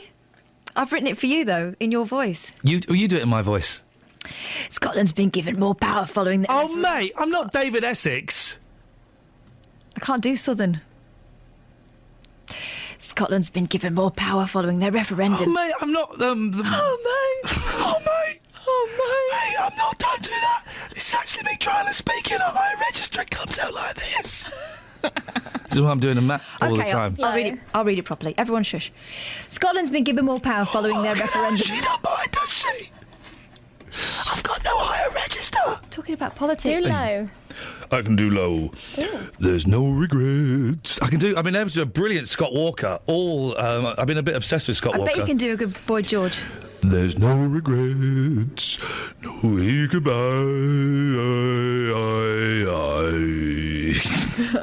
Anyway, do Scoins' package. Go on. Tease up Scoins' package. You really are it. Apparently he's got visual aids. Such a shame. He's so young. Stop stealing my lines. Scotland's been given more power following their referendum, even though they voted to stay. How does that work? So what's in it for us red-blooded English men, English women and indeed English children? Should decisions about the money we pay in tax be made closer to home? Our political reporter Paul Scoins has taken these 3 questions onto the streets of Hemel, home of the Big Tour, and answered them with the help of visual aids, like this. Well, it's a nice, bright and sunny morning. I'm in the centre of Hemel Hempstead by the old town hall, home of the Big Tour, and I've got 5 jars, and those 5 jars have 5 key areas of spending that any devolved English Parliament, if there was one, would have to deal with, and that's health, transport, welfare, the police and education. And I've got £1 split into 5p pieces, and I'm going to try and see what people would spend their money on if they were in charge. You're right, sir.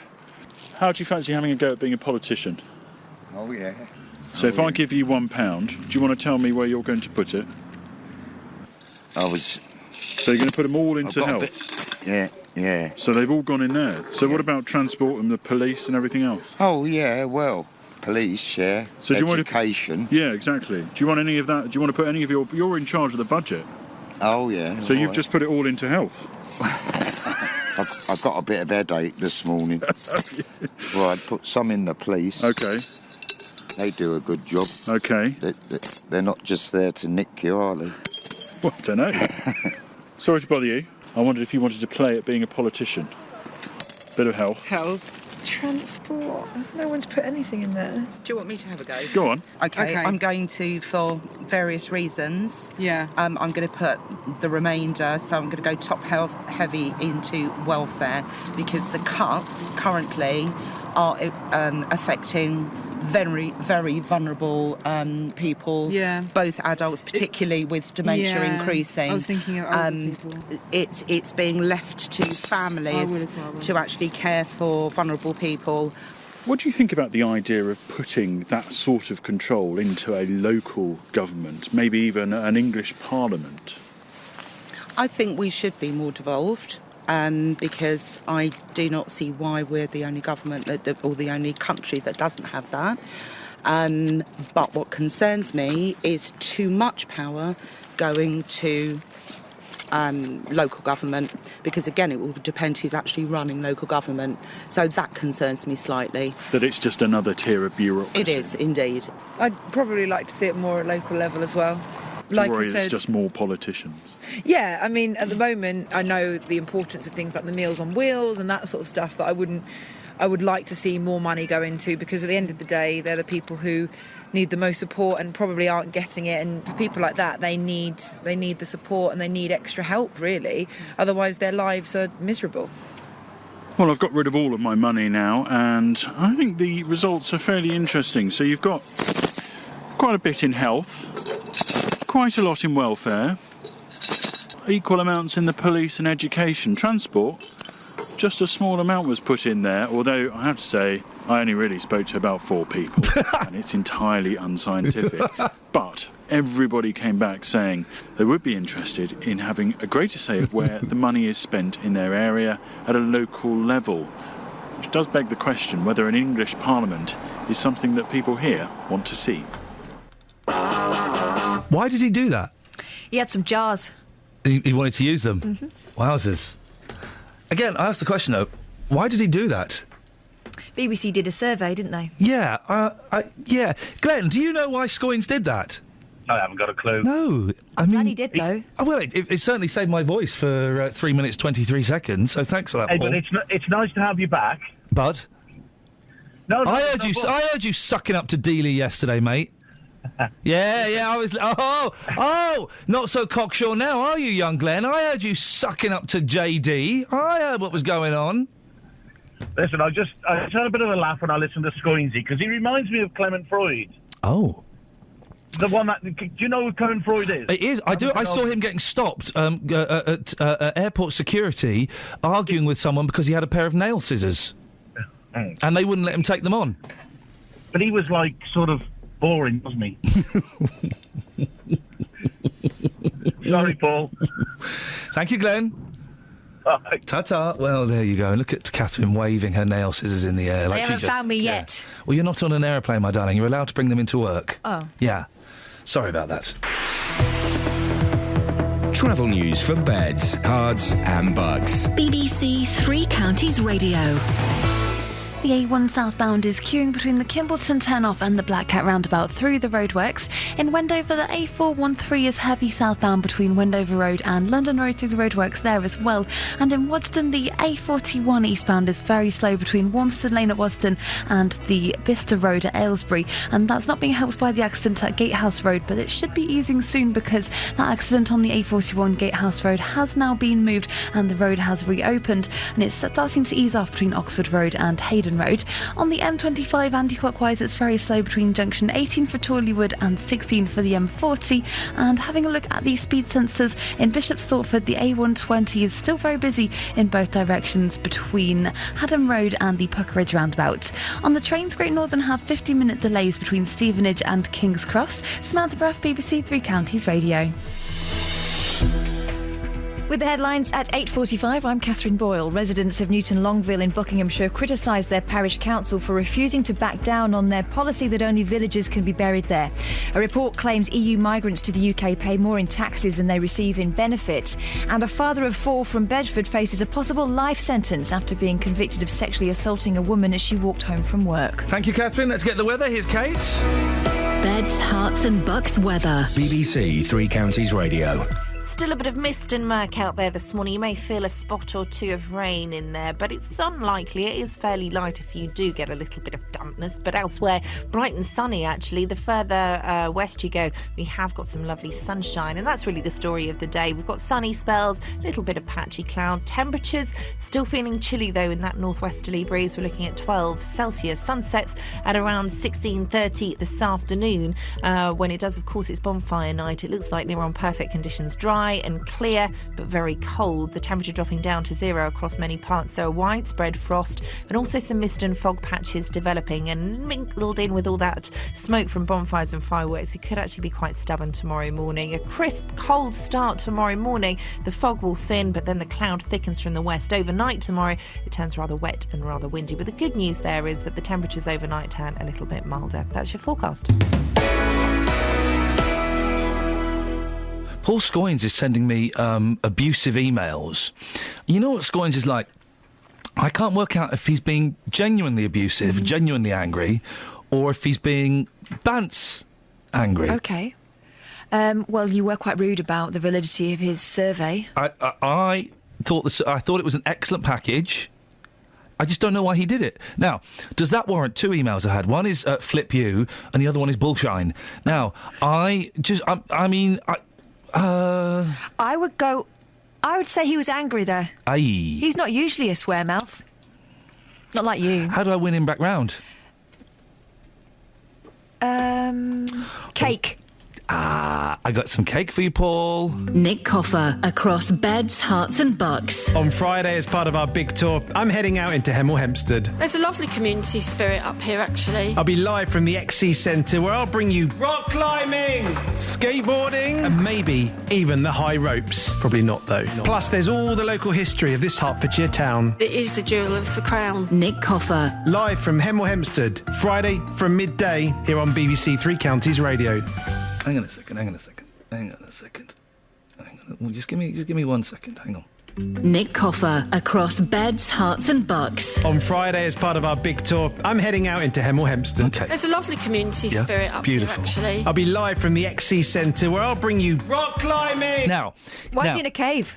Well, exactly. And the thing is, what is he actually up a rock then? Has he done?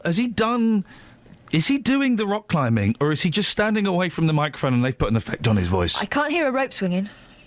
Okay, let's continue. Skateboarding. Now, no, he's not skateboarding. There's no way he's on a skateboard there because the wheels are too loud. Mm-hmm. I mean, yeah, you're going to mic the wheels up, but then you're not going to mic his voice up. Also, you can't do gnarly rad moves when you're on a mic up like that. Hmm? Yeah. I said gnarly and rad. Even the high ropes. Probably not, though. There was a little, did you hear that little tiny ventriloquist, Nick Coffer? Yeah. No, I'm not going to do the... That was in a voice. In a voice. Plus, there's all the local history of this Hertfordshire town. Okay, that's as I heard it. 08459 455 555. Bless you. Thank you. Jinx. Jinx again. You can't, because I've just said jinx, so you can't speak. I don't respect your authority. Wow, that's outrageous. Amy's on the line. Good morning, Amy. Yes, good morning. The story about the little girl, where I live... The 7-year-old little girl who can't be buried with her grandparents, yes. because she doesn't live in the village. Well, I live in a village. I don't live in that village. But okay. I know exactly where I'm going to be buried. It's bought and paid for, and it's about 30 miles away. So is there no one in that village... Maybe there's people in that village don't want to be buried there, and they can say, you know what, then she can have my bit of land. I don't know. It's an interesting idea. I don't know if it works like that. Or can you not pay for a bit of land? Because I'm sure everybody would help out. I would. Well, Catherine, you've been following this story closer than I have, Catherine. I would imagine that if they could pay for a bit of land, they would, and that's the problem, isn't it? That they're not allowed to. Absolutely. I mean, it must be a small place. It's only a village. You know, it's a old cemetery, and across the country there's a problem, isn't there, with a shortage of grave space? Surely, if one of them people in the village said, you know what, I don't want to be buried here, she can have mine. They must. I think it's terrible. You don't expect your children to die before you. I'm a mum, and I can't imagine. But if that would give that woman the slightest little bit of comfort to have that little girl buried in that village, what's wrong with her? I'm going to sound so heartless, but I guess I have to do this. No, I'm going to. You're right. No, it's not the natural order. No parent should have to bury their child, and it's awful that happens. That's irrelevant in this, though, isn't it? Isn't it? It sounds heartless. The fact that it's a 7-year-old girl is irrelevant. Yeah, but it would give her mum a bit of comfort, wouldn't it? That woman's going to have to go through the rest of her life knowing she lost her baby. It would, of course, it would give. And I hate this. Oh, I feel awful saying this, but someone needs to address the other side. Yeah, it would give her a bit of comfort, but that's not the parish council's responsibility to give her a bit of comfort, is it? Well, I think somebody should go there and say she can have my bit of land, and they should take that on board. That's just me. All right, Amy. Thanks very much. No, thank you for bringing it up. I feel terrible saying it. But people will hate me for saying it. But you kind of have to look at things from both sides. Well, sometimes policy is policy. Yeah, and Kelly raised the point earlier on. Well, then what happens when the mum dies? People will argue that she should be buried with the daughter. So then that's another concession. Well, it's a horrible situation. Man alive, I'm so glad I'm not on either side of this. Do you know what? I wish that they'd actually had this conversation with the mother. They're not even speaking to the mother. That's the thing. So they maybe could agree something and say, you do realise that if we do this, this is an absolutely extreme situation, and you will not have the right to be. Have they not spoken to her at all? Well, that to me, in my mind, is the story. Then it's not that they won't let the little girl be buried there; it's that they won't talk to us, or more importantly, to the mum about it and sit down with her and explain it and go through it. That's the story. Just a bit of humanity. We know rules are rules, but just sound like you care. 08459 455 555. Have we got any texts? We've got some, yes. By the way, I'm going to make it till 9 o'clock. It's cutting it fine, but I'm going to make it, you suckers that were putting money on me. Do you remember ages ago, Philip in South Norwood phoned up and said, wrong train or too long on the train? Yep. Call me now, 08459 455 555. We didn't have any calls No one's called. They've been texting. Aye. Martin in Limbury says, I once fell asleep in a drunken stupor on the train home to Leagrave. I woke up in Bedford when they turfed us out. I then had to wait over an hour for the next train. Flip. Gosh. We've also got half a text. Do you want to hear it anyway? My brother-in-law once got on a late evening train at King's Cross, intending to get off at Letchworth, woke up in Peterborough, got on the train again. We hope he got off somewhere else. Gosh. This is on the subject of drinking while pregnant. This is from Tony. Yep. I think we should ban certain people from becoming pregnant full stop. If they can't control their intake of harmful substances, then they should keep their legs crossed. Oh. Some people don't deserve to have babies. They don't have the intelligence to look after themselves in the first place. Poor fetus, poor baby, poor health, poor life. Think before you drink. Tony. Gosh, thank you, Tony. That's a whole government campaign. Caroline's in Bedford. Morning, Caroline. Good morning, Ian. What would you like to say? Now, I'm going to sound a bit heartless too, really. I kind of agree with you with the 7-year-old. Now, the reason for that is, like you said earlier, Mum at some point will pass away and she might want to be buried with her daughter. And it sounds like the family don't live there anymore, which means that they're going to have this whole thing again because Mum can't be buried with her daughter. So if a family have got ancestors who've been buried there, then perhaps they need to break the cycle. So if the little girl's buried somewhere else, then the rest of the family, as they pass away in time, can be buried with her. Yeah. Yeah, I can see that. Now, obviously emotions are running incredibly high and the whole family is terribly upset, and it can be quite hard to... it is difficult to get your head round it at first, but I can see that in the long term... they're probably doing them a favour in so much as if they don't live there now, the family don't, this is going to crop up again.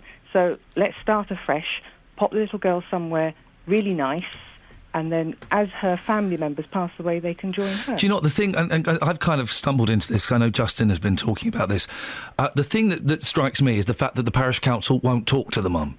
That to me seems more heartless than actually saying, issuing statements and things. They should have sat down with her. Yeah, but we need to move away from the fact that they just don't want to talk and just think, let's just get the funeral done, little girl buried somewhere nice, and then for the rest of the term, the family can join her and just forget the council. Caroline, thank you very much indeed. When did we start getting sensible listeners? Yeah. That's changed. But at the same time, this is a really difficult time for the family. Oh, gosh. And they feel like they're leaving her on her own. You wouldn't want to wish it on it. I mean, it's horrible. I mean, as a parent, you don't even want to think about it. No. Dave's on the line. Morning, Dave. Good morning, Ian. What you got? Just a quickie. I had a similar sort of problem, but in a larger town, where in the grave my brother and my grandmother were buried. Both my parents passed away about 5-6 years ago now, very quickly. And they are interred into the grave, but they're interred as their ashes. So the lady's problem might be that the council just thinks, well, the grave is actually full, so it might be a case of asking to say, can you inter the ashes into the grave? They don't want they don't want to have her cremated. Oh, in that case, they will have a problem. Yeah. If the grave is full, i.e. both the grandparents will be in it, then they're not designed to take another coffin. That's a problem. Yeah. Bless her. It's a tough situation. It's a horrible situation. Tough is an understatement for both. I can see both sides of this argument, Dave. Yeah. Thank you very much indeed for your call. Again, I raised the question: when did we start getting intelligent listeners and callers? While you were off. Yeah. That's changed, isn't it? Yeah, Justin gets them. They'll start drifting away soon. That's a shame. I can see both sides of the story, and I think it's it's a horrible situation, and I certainly wouldn't wish it on my worst enemy. Horrible thing to be in. I've got an apology to make. Please, I'm looking forward to hearing it. You know, earlier on when we were trying that app out and we said, we could do this better. Yeah. Does anyone want waking up? Yeah. Peter wanted waking up. Oh, yeah. About 2 hours ago. Hey. Peter, I've only just got your text. Morning. Sorry. Hang on a minute. How did he text us to say he wanted waking up? Oh, hang on. Peter? Peter? You're doing the old reach around? What's going on here? What are you... the runaround? Is he giving us the runaround? What the heck is going on here? Peter. Sneaky Pete. Unbelievable. Sleepy Pete. Sleepy, sneaky Pete. Oh, well, I hope you had a nice lie-in. You probably needed the rest. I'm sure he had a fantastic lie-in. Ring him tomorrow at the same time, can't we? Sorry? Ring him tomorrow at the same time. Yeah, I can't suppose be we bothered. could do that. Yeah. I suppose we could do that. We've got 1 minute just to look again at this story of why are newspapers convinced or constantly trying to look for Ev about ghosts. Guardian angel at Grandad's bedside. Stunned Chris Ledbetter took this last photo of his dying granddad, then found he captured a ghostly figure at the bedside. No. He used Ghost app. He has used Ghost Tap, hasn't he? Yeah. That's all that is. And his granddad pulled through, by the way, before you think that we're mocking an Bob Large, diseased man. having it large, 76, then pulled through despite having bladder cancer and kidney failure. Hospital staff say other patients have seen the spooky woman. Well, give me a quote from the doctor. This is hospital staff. That means made-up people. People see all sorts in hospital. Oh, we've had a tweet from Michael Naylor. Go on, we'll end the show on that. He's got a fascinating train story. Oh, yeah? Wrong train, too long on the train.